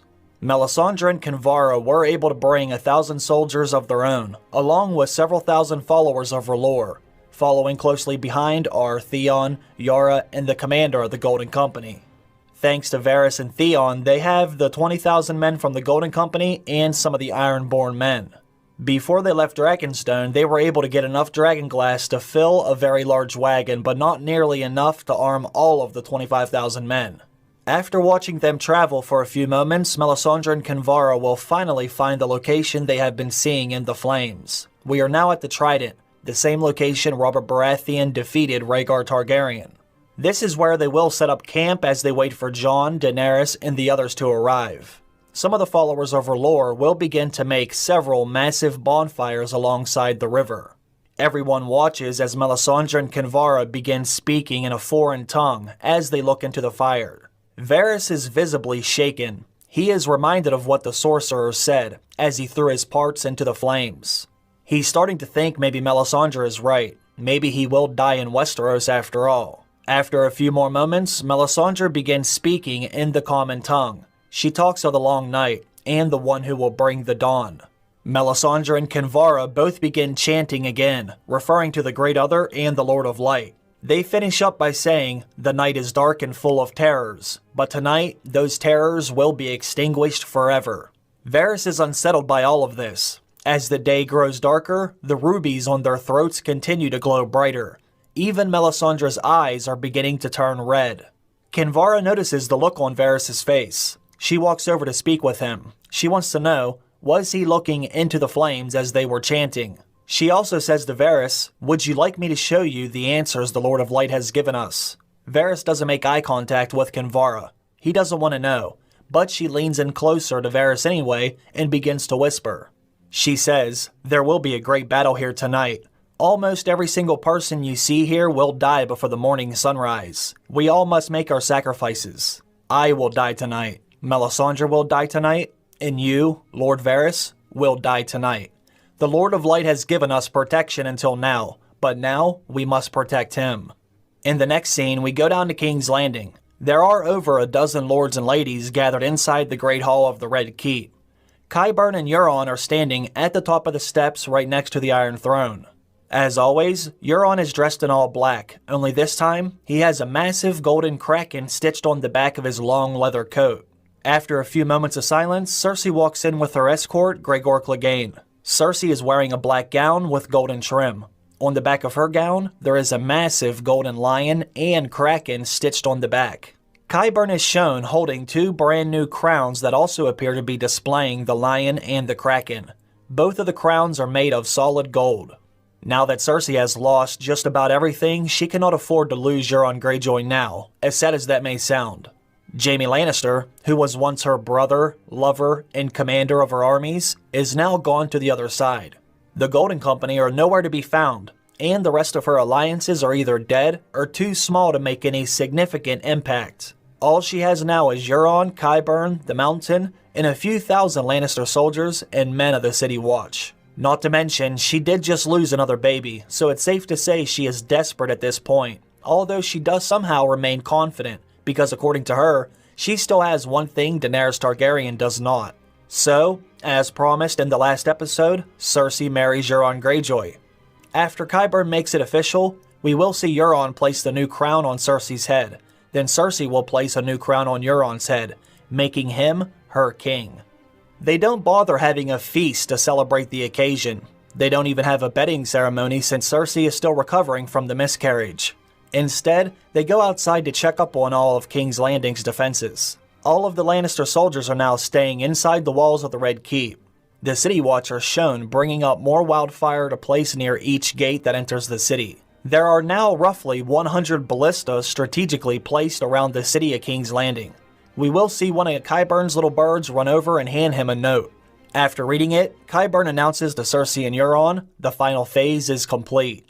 In the following scene, Jon, Daenerys, and the others are flying further south on Drogon and Rhaegal. Right before they left White Harbor, Bran said they must go to the Trident, but he hasn't said exactly where they should land. That's until they spot a massive force making camp next to the river. They can also see several large fires burning into the evening sky. As they drop down out of the clouds, Bran signals to Jon that this is the right location. This is where he saw the Night King and the shadowy figure standing face to face on the battlefield. As soon as they land the dragons, Daenerys is immediately greeted by Varys, who is accompanied by the commander of the Golden Company.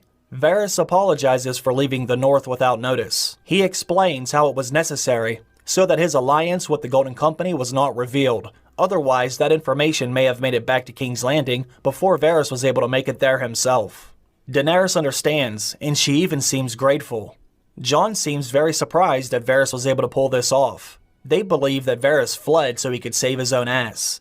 This could not have came at a better time because as far as they know, the only ones to survive the Winterfell attack are the ones who just landed on the dragons. Without Varys getting the Golden Company, or Melisandre and Theon bringing more men, they would have had no chance but to ask Cersei for protection, which we all know she would never agree to. Theon informs Jon and Daenerys that he has most of Euron's fleet, along with several thousand men of the Ironborn, who are now ready to swear fealty to Jon and Dany. When Daenerys sees Yara, she gives her a big hug, and tells her that she's sorry for what has happened. Daenerys swears that once they finish the Night King, they will kill Cersei Lannister and Euron Greyjoy next. Varys then begins to tell Jon and Daenerys how he came in contact with Kinvara and Melisandre. Varys says, Melisandre brought 1,000 soldiers of the Fiery Hand, as well as several thousand followers of R'hllor. He also tells Jon and Dany what Kinvara said, about how almost everyone will die here tonight. Jon doesn't like the sound of that, especially since there are so many massive bonfires around the camp. He's afraid that Kinvara may be referring to sacrifices being made in the name of the Lord of Light. He reminds them that the whole reason Melisandre is no longer in his service is because she burned Princess Shireen alive. Jon tells Dany that he needs to go find Melisandre right away.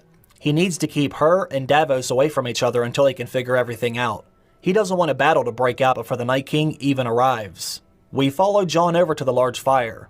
Melisandre and Kinvara are surrounded by several soldiers who are dressed in red from head to toe.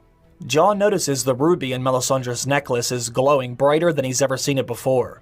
When Melisandre notices Jon walking over, she decides to approach him before he can say anything in front of everyone else.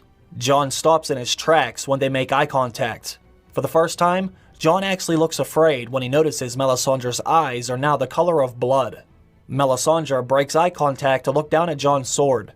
This causes her eyes to glow brighter, but Jon finally says, "Why are you here?" Melisandre says, "I told you, Jon Snow. I can help you defeat the Night King. You need me now more than ever. Darkness will soon be upon us, and we can no longer run or hide. I have seen it in the flames, and your brother has even seen it in his visions. That's why you're here. All of us will dance in front of the fires tonight, Jon Snow, and you, most of all, will be victorious. There has to be one last great sacrifice. That, too, I have seen in the flames." Jon cuts her off. He says, "There will be no more sacrifices." Melisandre's eyes begin to glow again, causing Jon to look away. Melisandre says, "Do you know what the Night King wants, Jon Snow?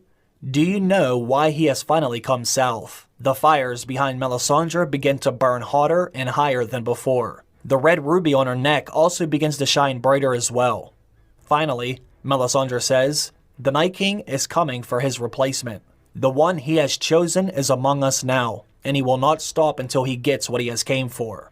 Melisandre raises her voice as she says, "We must give his replacement to the fire, Jon Snow. The Great Other will not stop, but we must put an end to all the terrors in the night."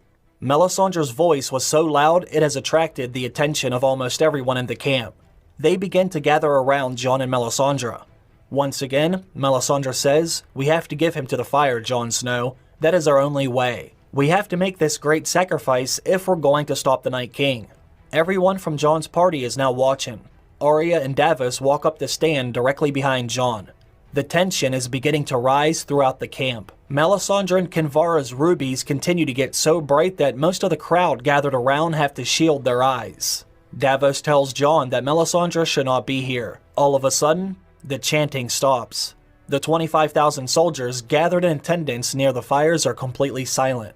Melisandre has noticed something, or someone standing out in the crowd, but no one is quite sure who she is looking at. That's until Melisandre sticks out her hand and points directly at Gilly and her baby.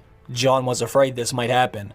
When Davos realizes what Melisandre is insinuating, he grabs Arya's dagger off her hip, then lunges for Melisandre's neck. A few members of the Fiery Hand are able to quickly apprehend him, but Davos begins to scream. He shouts, Melisandre has already burned one child. He will not stand by and watch as she burns another. Arya is now holding Needle. She has always known Melisandre was evil ever since she took Gendry away. She would take pleasure in crossing off another name that was once on her list. Melisandre says, I am sorry, but this is the only way. You have to bring me that child. The Lord of Light has shown me a great sacrifice in the flames, and I am his instrument. Gendry now has his Dragonglass Warhammer in his hands. They are not about to allow Melisandre to get her hands on Gilly's son. Jon is starting to get very nervous. He was afraid a battle might break out before the Night King showed up. The tension across the camp is now at an all-time high. But then we see Bran Stark begin to move himself closer to the fire. Everyone begins to settle as they watch Bran stop himself right next to Melisandre. A few moments go by as everyone wonders what will happen next. Finally, Bran begins to speak. He says, Melisandre is right. There will be a great sacrifice here tonight. I have seen it in my visions. I did see Gilly's son surrounded by the fires. Bran then looks to Gilly and says, your son was meant as an offering to the Night King. He was not meant to leave the North with you and Samwell. Your son was going to be the final sacrifice to the Great Other, but here we are. Bran moves closer to Gilly. He tells her he has seen all of this in his visions. He says, your son is more special than you know.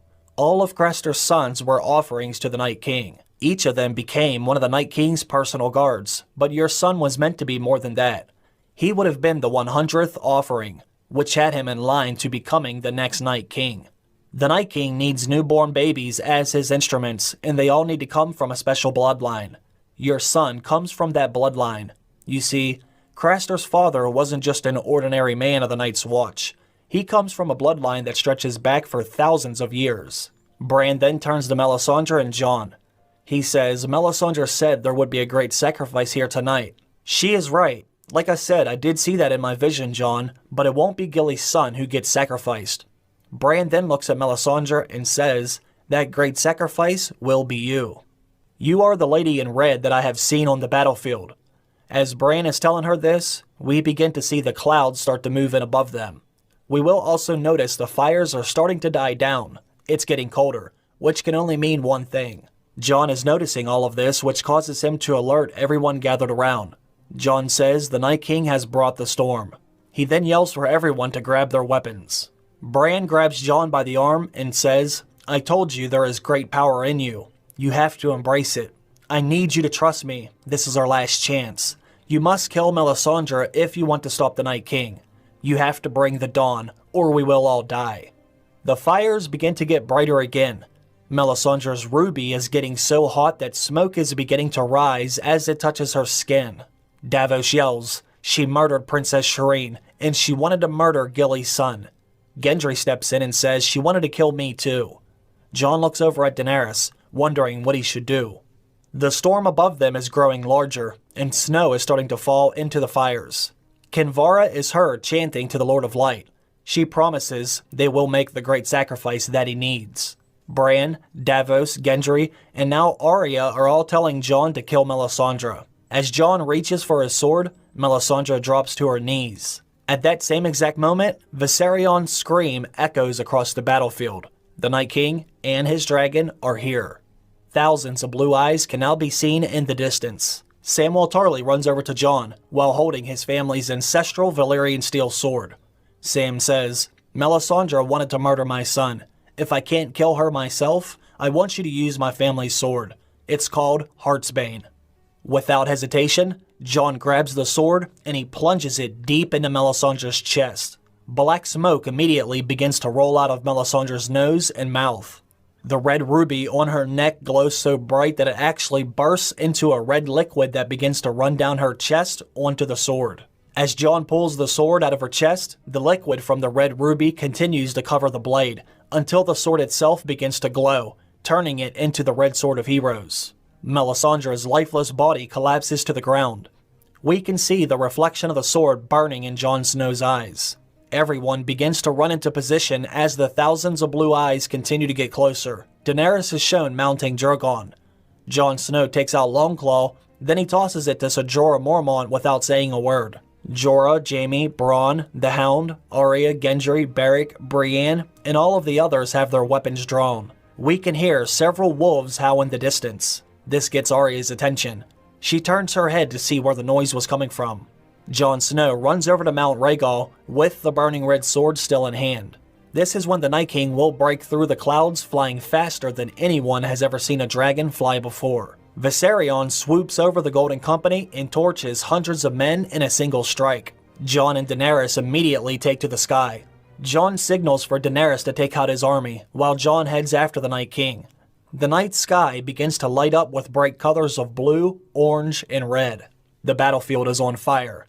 Hundreds, and maybe even thousands are dying with each pass of the dragons. There are nearly 24 White Walkers leading the army of the dead.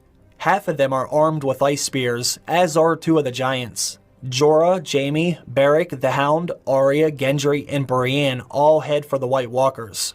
There will be an epic battle where 7 main characters fight roughly 12 White Walkers at the same time. Gendry delivers the first devastating blow as he smashes one of the White Walkers right in the face with his Dragonglass Warhammer. Arya Stark jams her dagger into the side of the neck of another White Walker.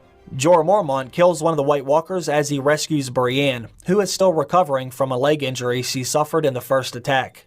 Jaime Lannister is disarmed by one of the White Walkers. His sword falls to the ground, but Sir Bronn of the Blackwater is there to pick it up and finish off the White Walker for Jaime. Bronn smiles, then he tosses the sword back. He says, "If you drop the bloody thing again, I'm keeping it." Every time we see a White Walker die, thousands of Whites die with it.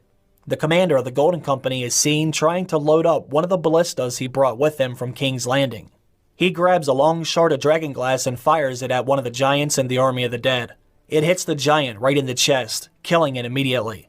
He loads up another shot, then takes aim at Viserion, but the dragon is moving too fast to get a clear shot. Another one of the White Walkers is preparing to throw his ice spear at Daenerys and Drogon, but Jorah Mormont charges at him, causing the ice spear to fall to the ground. Unfortunately, the White Walker is able to overpower Jorah Mormont. The White Walker rips Longclaw from his hands, then turns the sword on Jorah, shoving it deep into his chest. Jaime Lannister runs up from behind and sticks Widow's Wail into the White Walker's back, killing him instantly, but it's too late. Jorah Mormont is dead. Beric Dondarrion sacrifices himself to save the Hound from getting killed by another one of the White Walkers. Almost half of the army of the dead is gone now that most of the White Walkers have been defeated, but the Night King is still winning the battle. The whole encampment is now getting swarmed by the Whites. Daenerys kills the last remaining giant, as well as hundreds of more Whites as she attempts to push them back. Everyone begins to fall back to the river. Jon finally catches up to the Night King. Rhaegal shoots his flame at Viserion, but it doesn't seem to have any effect on the undead dragon. With all the chaos happening around them, no one notices another White Walker getting ready to throw his ice spear. This time, he goes for Jon Snow and Rhaegal. The ice spear cuts right through Rhaegal's wing, causing the dragon to spiral out of control. The injury forces Rhaegal to the ground. Jon Snow will now have to continue his fight on foot, with the glowing red sword still in his hand. This is when everyone realizes they have to kill Viserion, otherwise they don't stand a chance. Daenerys is not going to be able to kill all the Whites and fight off the Night King at the same time. Everyone begins to fall back even further, to where the ballista is located. Now several different characters are taking turns trying to take Viserion out of the sky. Bronn is able to land a shot on Viserion, but the dragonglass actually bounces off the dragon. He fires again and again and again, but the dragonglass either bounces off the dragon or explodes on impact. Finally, Kinvara whispers something to Bran. We will then begin to see several soldiers from the Fiery Hand form a circle around Bran. They will guard him as he tries something that has never been done before. Bran's eyes roll back in his head, and when this happens, Viserion almost immediately lets out a thunderous scream as Bran enters his mind. Bran has now taken control of Viserion, but we will see blood start to run from Bran's nose as the Night King tries to force Bran out of the dragon. Bran will begin to go into a seizure, very similar to the ones we saw Jojen have many seasons ago. After several tense moments, Viserion will begin to fall from the sky. The dragon will slam into the ground, throwing the Night King off his back. When the few remaining White Walkers see this, they will set their sights for Bran. Once again, our heroes will get into another epic battle with the White Walkers. Unfortunately, there aren't very many men left to hold them off, but now that Viserion is out of the sky, Daenerys is able to roast the few thousand whites that are left. Although very injured, Brienne Tarth is able to kill one of the White Walkers with Oathkeeper. However, another one of the White Walkers decapitates Lord Varys with a blow so devastating it sends his head flying nearly 100 feet across the battlefield. Then, all of a sudden, the White Walkers stop in their tracks. Everyone's focus shifts to the Night King as he is seen pulling a curved ice sword off his back. The Night King takes one last look at Viserion as the dragon closes his eyes for good. Jon notices Daenerys coming back around on Drogon. He waves his red sword in the air, signaling for Daenerys to land behind him. Jon sees this as his opportunity to finally challenge the Night King to 1-versus-1 combat. Everyone on the battlefield is now in a standstill, with their eyes set on Jon Snow and the Night King. They never take their eyes off each other as they walk to the middle of the battlefield.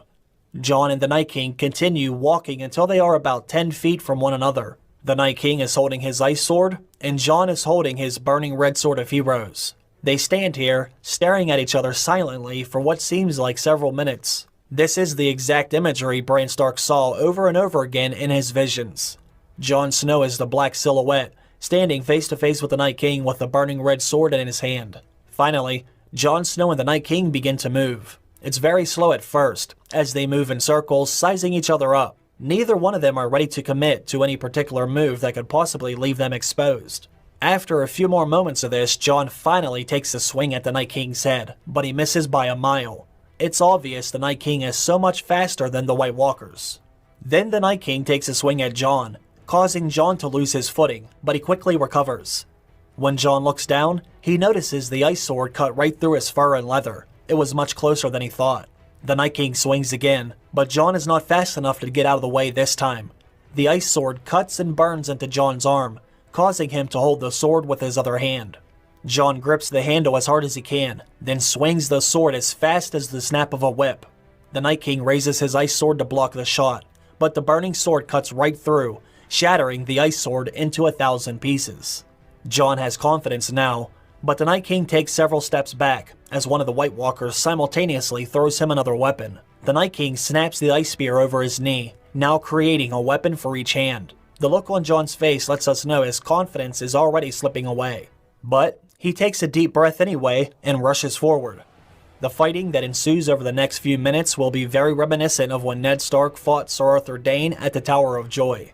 Every time Jon rushes in, the Night King will force him back. Every time the Night King rushes in, Jon somehow holds him off. Although some of the strikes were not very clean, the Night King has made contact many times. When he sees that Jon is struggling to stand and catch his breath, the Night King moves in for the kill. The Night King rushes in one last time, bringing both ends of the ice spear high above his head. But as he brings them down, Jon lunges forward with his burning sword, jamming it right through the Night King's armor, deep into his chest. The Night King explodes into 1,000 pieces of ice. Just like we saw in Season 8, the rest of his army falls with him.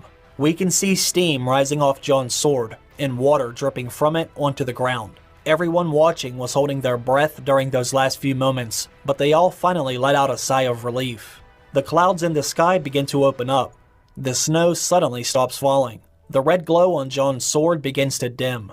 Daenerys moves her hand over her stomach, as she feels the baby begin to kick. Jon sees this and he walks over to Daenerys. He embraces her in front of everyone. Then, he embraces his family. As daylight begins to appear through the clouds, everyone starts to walk across the battlefield. It's nothing but death and destruction all around them. Sansa and Arya walk over to speak with Jon. They both ask him what they're going to do next. Jon looks completely exhausted at this point. But before he can answer, Daenerys says, there is only one thing left to do. The episode ends as Daenerys says, we're gonna kill Cersei Lannister and take back the Iron Throne.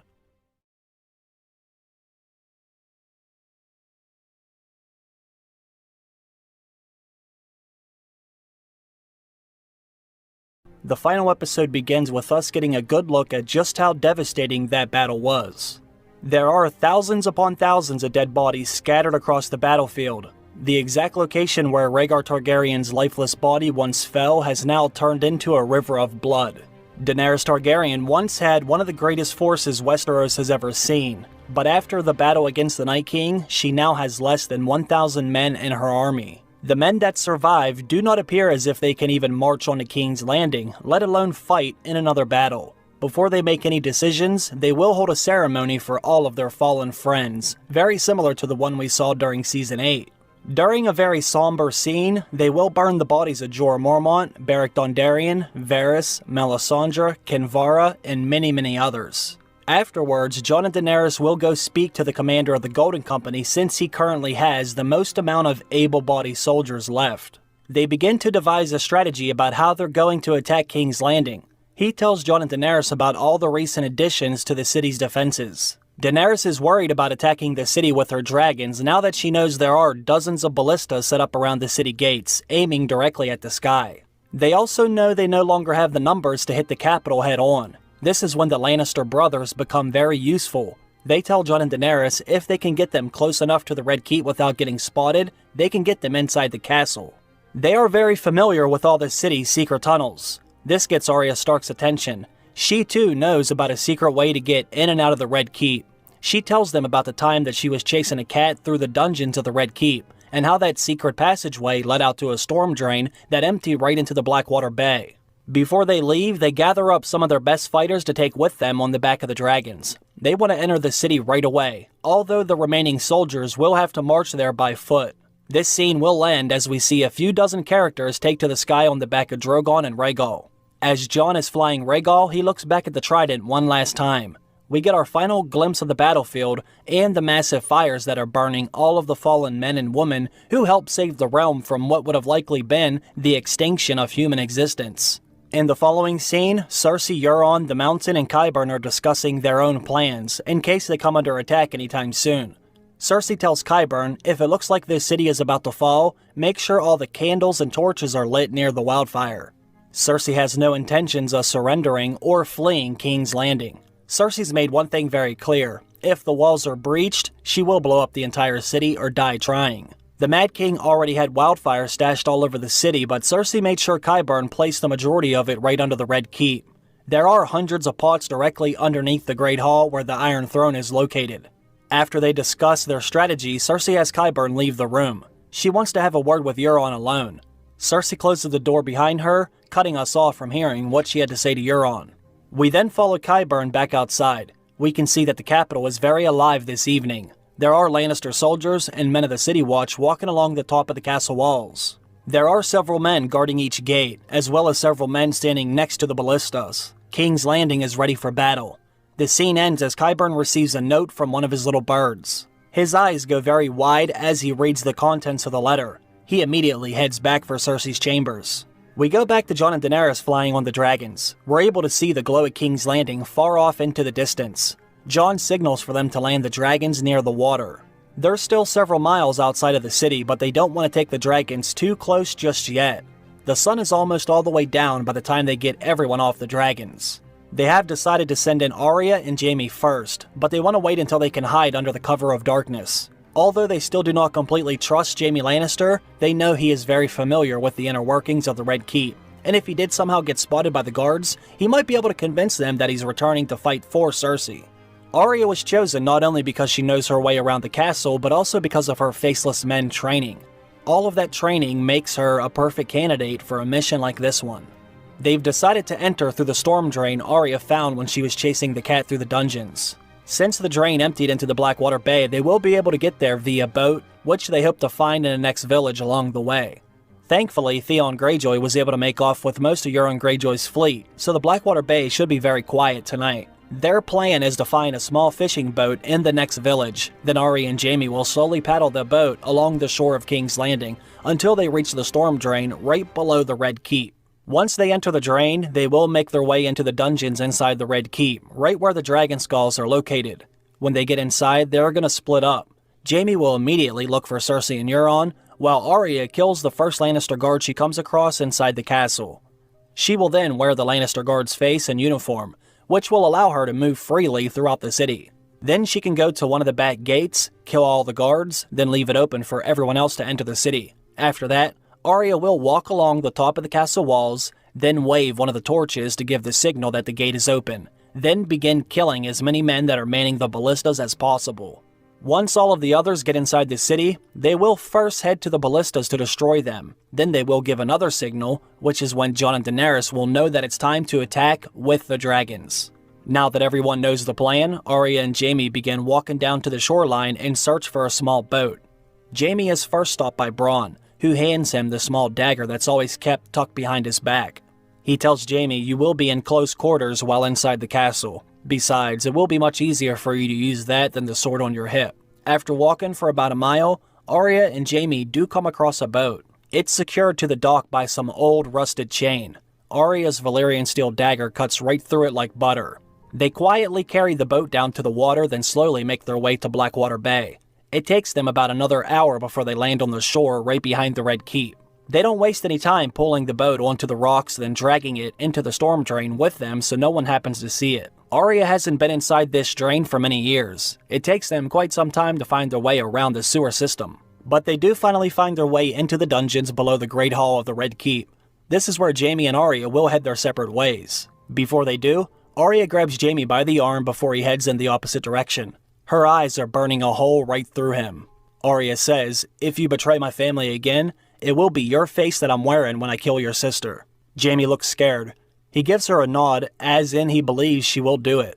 It's not long before Arya slips back outside the Red Keep, only this time she's walking through the city streets. It only takes her a few moments before she comes across the first Lannister guard. She executes him immediately, then dons his face and uniform. She walks past several other guards who don't even give her a second look. This might actually work. Before the guards notice anyone is there, Arya begins cutting their throats one by one. She unlocks the gate, then heads for the top of the wall to give the others the signal. The Hound and Brienne are waiting for the signal. They see Arya waving the torch in the air. Now they know it's time to enter the city. We go back to Arya, who is now beginning to attack the men guarding each ballista. There are roughly a dozen of them spaced out on this side of the wall, so she has to take her time to avoid getting detected. One of the Lannister soldiers eventually spots a dead body laying next to a ballista. He gives his own signal to sound the alarm, which alerts the entire city. This forces Jon and Daenerys to react before all of the ballistas are even taken out. They climb on the dragons and head right for the Red Keep. Jon and Dany want to burn all the ballistas first, then blow out a section of the wall to allow the rest of their men inside. They both fly right over top of the Red Keep and begin to torch the wall that protects the inner city. Jaime Lannister can hear the chaos erupting outside, therefore he knows he doesn't have much time left. Some of the Lannister soldiers begin firing the ballistas at the dragons, but it's not easy hitting a moving target at night. Arya, who is still disguised as a guard, kills them too. Jon and Daenerys finally break through the wall with their dragons. Jon lands Rhaegal so he can help the others climb over the rubble to get inside the city. Cersei and Euron run outside onto the balcony to watch from above. Cersei's very surprised when she sees Daenerys still has 2 dragons alive. She was hoping the army of the dead would have killed her others for her. Out of an act of desperation, Cersei orders the Mountain to go outside of the Red Keep to fight. He's not to allow anyone inside. Then Cersei signals for Qyburn to go down and light the wildfire underneath the Great Hall. She knows the capital will not stand for much longer. She's not about to watch her city fall by the hands of some foreign whore and bastard from the north. Euron leaves with Qyburn to help see it through, leaving Cersei all alone in her chambers. But in reality, Euron has plans of his own. He wants to escape from the city before it falls, leaving Cersei to her own demise. Jaime Lannister watches as the Mountain walks down the stairs. He's not sure what he's doing, but he hides until he walks through the room. Jaime then begins to climb the stairs, heading for Cersei's chambers. Right as Jaime is about to come around the corner, he can hear Qyburn and Euron talking in low voices. He grabs the dagger Bronn gave him, then crouches down and waits for them to turn the corner. The Hound immediately spots his brother as he walks out the double doors. The Mountain begins walking along the top of the wall, lighting the stashes of wildfire at each post. The Hound finds his way to the top of the wall and cuts his brother off before he can light the next stash of wildfire. It's an intense stare down for a few moments, but the Hound eventually challenges his brother to 1 versus 1 combat. The Mountain sets the torch down, and the fighting begins. An epic sword fight will ensue, but the Hound is still no match for his bigger and stronger brother. After several minutes of fighting, they both end up losing their swords. A brutal fistfight begins, lasting for another several minutes. The Hound will eventually smash a pot of wildfire over his brother's helmet, completely covering him in the highly flammable substance. As the Mountain is trying to recover, the Hound grabs one of the torches from the wall and tosses it right on his brother, burning him alive inside of his heavy armor. This scene then cuts to Jaime, who lunges out from around the corner. Jaime shoves his dagger deep into Qyburn's throat, all the way down to the handle. This catches Euron off guard, but with Jaime only having one hand, he's still easily overpowered and taken to the ground. An intense struggle will last for several minutes between the two, until Jaime knocks out some of Euron's teeth with his golden hand. Euron chokes on his own blood. Jaime scrambles and takes the dagger out of Qyburn's throat, then swings it around and drives it right into Euron's chest. Jaime stands back up when he sees Euron close his eyes. He leaves the dagger in his chest, then he fixes himself and heads for Cersei's chambers. Jaime enters the room, closes the door, and he locks it behind him. Cersei cannot believe that Jaime's here.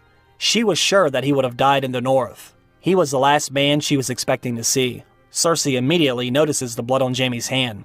She begins to cry out to him, saying how much she loves him and how glad she is to have him here. Then she begins to touch her stomach and tell Jaime how she still has his child inside of her. Jaime doesn't say anything, at first. He allows Cersei to embrace him, as his own eyes are filling up with water. He looks Cersei in the eyes and tells her that he loves her. He then gives her a kiss on the forehead as Cersei begins to cry. Cersei says, "I always knew you would come back and save me." She leans in to give him a kiss on the lips, but right before their lips are about to touch, Cersei begins gasping for air. Jaime has both hands on her throat. His left hand is squeezing as tight as he possibly can, while he pushes down to apply pressure with his golden hand. Cersei's legs begin to give out, but Jaime continues squeezing as he moves down to the floor with her. Tears start to roll down his cheek, knowing Cersei only has a few moments left. She tries gasping for breath one more time before her body stops moving. Her bloodshot eyes are fixed on Jaime still. Jaime gently sets down her head, then he moves his hand over her eyes. The scene will fade to black as Cersei's eyes close one last time. The Rains of Castamere begin to play. Back outside, there are fires all over the city. Jon and Daenerys are methodically burning the tops of the walls surrounding the Red Keep, killing any and every Lannister soldier who dared to remain outside. The remaining men of the City Watch begin to lay down their weapons. It's obvious this battle cannot be won. Cersei's city has fallen before her wildfire could be ignited. Once again, Jaime Lannister has saved King's Landing from total destruction. Jon and Daenerys land their dragons just outside of the Red Keep. The Hound, Brienne, Arya, and Tyrion Lannister are there to meet them. We see one of the Lannister banners is on fire as it falls to the ground, representing the end of House Lannister's reign in the Seven Kingdoms. Jon and Daenerys begin to climb the steps together to the Red Keep. As more and more sunlight begins to appear through the clouds, everyone can see just how much destruction has been caused to the capital. King's Landing looks like a smoking ruins. Almost everything is burned black from the dragon fire. Some of these fires can still be seen burning throughout the city. Nearly all of the Lannister soldiers are dead, and those who did survive only did because they chose to lay down their arms in the face of the dragons. The survivors are looking around the city in disbelief. Right as Jon and Daenerys reach the front doors of the Red Keep, we go back inside Cersei's chambers to see Jaime Lannister. He is still clutching Cersei's lifeless body in his arms. He continues to hold her and look at her for a few more moments. Jaime kisses Cersei one last time on the forehead, then he carries her body over to the bed. Jaime wipes the tears off his cheek and out of his eyes before he exits the room. When he does exit the room, he glances over at Qyburn's dead body laying on the floor in a pool of blood. As he walks around the corner, he is then completely shocked by what he sees next. There is more blood on the floor, but Euron Greyjoy is gone. He can see some of Euron's teeth laying there from when he knocked them out, and he can even see the dagger on the ground. Jaime has killed enough men to know that the injury to his chest should have been fatal. Someone either took his body for some reason, or Euron is still alive, and possibly even escaped the city by now. Back outside, we follow the Hound as he walks up the steps to the top of the wall. He walks over to where he last left his brother. Some of the wildfire is still burning around his body. The Hound has to cover his nose because of the stench of the burnt flesh. Most of the Mountain's armor has melted into the stone wall. There's almost nothing left of the enormous man that was once known as the Mountain that rides. Next, we see Jon and Daenerys enter the Great Hall. Jon stays by the door as Daenerys walks over to the Iron Throne. Daenerys is finally looking at the symbol of power she so desperately tried to win back in her family's name. Now the Iron Throne resides in a city that is in complete and utter ruins. Dany looks disgusted. She walks all the way up to the Iron Throne to get a closer look, but it's not long before she turns back around to head for the doors. She's lost all interest in actually sitting on the Iron Throne. Daenerys and Jon exit the room to head back outside. Jon wants to know what Daenerys will do about the Iron Throne. Daenerys says, "I want it burned. Melt down the chair. King's Landing will no longer be the capital of Westeros." I said, "I wanted to break the wheel." Well, that's exactly what I'm going to do. We have all made too many sacrifices for us to continue repeating this same vicious cycle over and over again. We will no longer have one king or queen ruling the Seven Kingdoms from that Iron Throne. Jon has a few men carry in some pots of wildfire into the throne room. After covering the throne in the flammable substance, Daenerys grabs a torch from the wall, then tosses it onto the Iron Throne. It ignites immediately, and doesn't take long before the chair begins to melt like a candle. As it melts down and turns into a puddle of liquid iron, the screen fades to black, as if the episode is ending. Several months will have went by before we enter our next scene. The sun is shining, and all of the land is beginning to look lush again. We're back in Winterfell for the first time since the Night King attacked the Stark's home. The walls have mostly crumbled to the ground.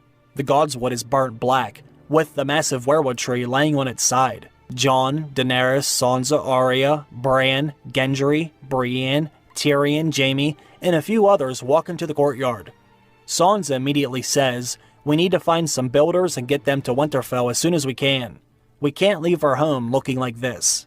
Jon nods his head in agreement, but suddenly, everyone stops in their tracks when they hear the sound of wolves howling in the distance. Arya's eyes go wide. She isn't sure if she actually heard the sound or if it was in her head. Everyone hears it again, but this time it's much closer than before. Arya looks at Jon, then Jon points to the main gate. There is a massive pack of wolves running down the hill, heading their way. Arya has a big smile come across her face. There's no mistaking who is leading that pack. Nymeria has returned to Winterfell as well. Arya takes off running to the main gate to greet her. Jon's also smiling, but this makes him think a ghost. He hasn't seen him since the castle came under attack. Jon doesn't know if Ghost made it out alive or not. Everyone begins to go inside to gather in the main dining hall for a meeting. Daenerys Targaryen is visibly pregnant. She's actually ready to give birth any day now. In the main hall, everyone gets a chance to voice their opinion about how the Seven Kingdoms should be ran in the future.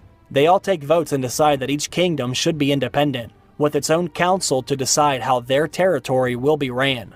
There will no longer be one person deciding what's best for everyone. As of right now, most of the Seven Kingdoms are in shambles since Westeros has been at war with each other for so long. They take another vote and decide that Jon and Daenerys should oversee everything together, until Westeros is stabilized again. Kingdoms and castles need to be rebuilt. So many things will need to be done in order for Westeros to be restored to its former glory and even beyond. Everyone decides that the Night's Watch will be abolished immediately. The Night's King and his army are gone. The wildlings are nearly gone, and those who are still alive have been led into the north to live out the remainder of their lives. Since there are no more threats beyond the wall, they decide there will no longer be a use for the Night's Watch. They even decide that the wall itself should be taken down. They want the north to be wide open again. Jon and Dany both agree to this. They also decide that each major family will get to keep their ancestral homes. Gendry is legitimized and offered Storm's End. Jaime and Tyrion are both allowed to take up residence at Casterly Rock. However, they all decide to stay in Winterfell until the Stark's castle is restored. They all want to help see the Seven Kingdoms get rebuilt before they go home. Jon informs his family that he's not going to be staying in Winterfell after it's rebuilt. He will be heading south to Dragonstone with Daenerys so they can raise their child together. Jon also says he wants to marry Dany before she gives birth. He will not allow his child to become a bastard like he thought he was for so many years. Jon hopes that Sansa, Arya, and Bran will stay in Winterfell together. Bran says he can't do that. He says, "I must go to the God's Eye soon. I'm not fit to spend the rest of my life in some castle. I have to be with the Weirwoods." Jon doesn't fully understand, but he doesn't say anything either. Bran is old enough to make his own decisions anyway. Jon and Daenerys decide to wed in the Godswood within a few days. Even though it has been destroyed, Daenerys says she wouldn't mind having a traditional northern wedding. Afterwards, Jon heads down into the crypts of Winterfell. It's one of the only places that was left undisturbed by the battle. This will be the first time Jon looks upon Lyanna's statue, knowing she's his mother. This will be a very emotional moment for him, not only because he finally knows who his mother is, but also because of what Ned Stark did for him. Now he knows Ned tarnished his own honor in order to keep him safe. As Jon is looking at both of their statues, he hears something moving around in the darkness. This causes him to draw his sword and take a few steps back. After staring into the darkness for several moments, Jon notices two red eyes glowing in the distance. Before he can react, the glowing red eyes move forward and leap out of the darkness at Jon. He's knocked down to the ground and showered with kisses from his beloved direwolf. Ghost has been hiding down here the entire time. After the castle was abandoned, Ghost did return home and stayed in the crypts until someone came back. Now this becomes an even bigger emotional moment for Jon. He's so happy to see that Ghost is still alive. The scene ends as we get a shot of Jon hugging Ghost in front of his mother's statue. Next, we will see a conversation between Sansa, Brienne, and Jaime Lannister. This is where Sansa will relieve Brienne of her duties. She tells Brienne she is free to go home if she would like. Brienne says, "If Jaime is staying here to help rebuild Winterfell, then I will stay and help as well." Brienne then says, "Jaime gave me this sword to help keep me safe while I went looking for you, then to keep you safe thereafter. This was your father's sword. I don't feel right holding on to it any longer. It belongs with House Stark." Jaime pulls out his sword and says, "You should take this too. Both of these swords were made from your father's. I'm no longer a competent swordsman anyway." Brienne is right. They belong with House Stark. Sansa accepts, but tells them, "As long as you're going to be here helping restore our home, hold on to them until you're done." Bran Stark is sitting out in the courtyard waiting for his family to see him off. He looks much thinner than he used to. He appears to be getting sick. Jon, Arya, and Sansa come outside to see Bran one last time. He tells them he's on his way to the God's Eye. He says he doesn't feel very well, but he should be fine when he's back with the weirwood trees. Jon has gathered a few dozen men to help escort Bran down the King's Road. This is when Arya interrupts and informs everyone that she will be leaving too. Jon and Sansa seem very surprised by the news. Jon wants to know where she's heading. Arya says, "I have to go back to Braavos." Sansa seems confused. She says, "Braavos? Why?" Arya says, "I have some unfinished business." Jon says, "Well, when are you leaving?" Arya says, "I'm leaving now. I will stay with Bran until he gets to the God's Eye, but then I'm sailing across the sea." This will be a very emotional scene as everyone says their goodbyes. Sandor Clegane is seen waiting by the main gate. Arya gives him a nod as she climbs onto her horse.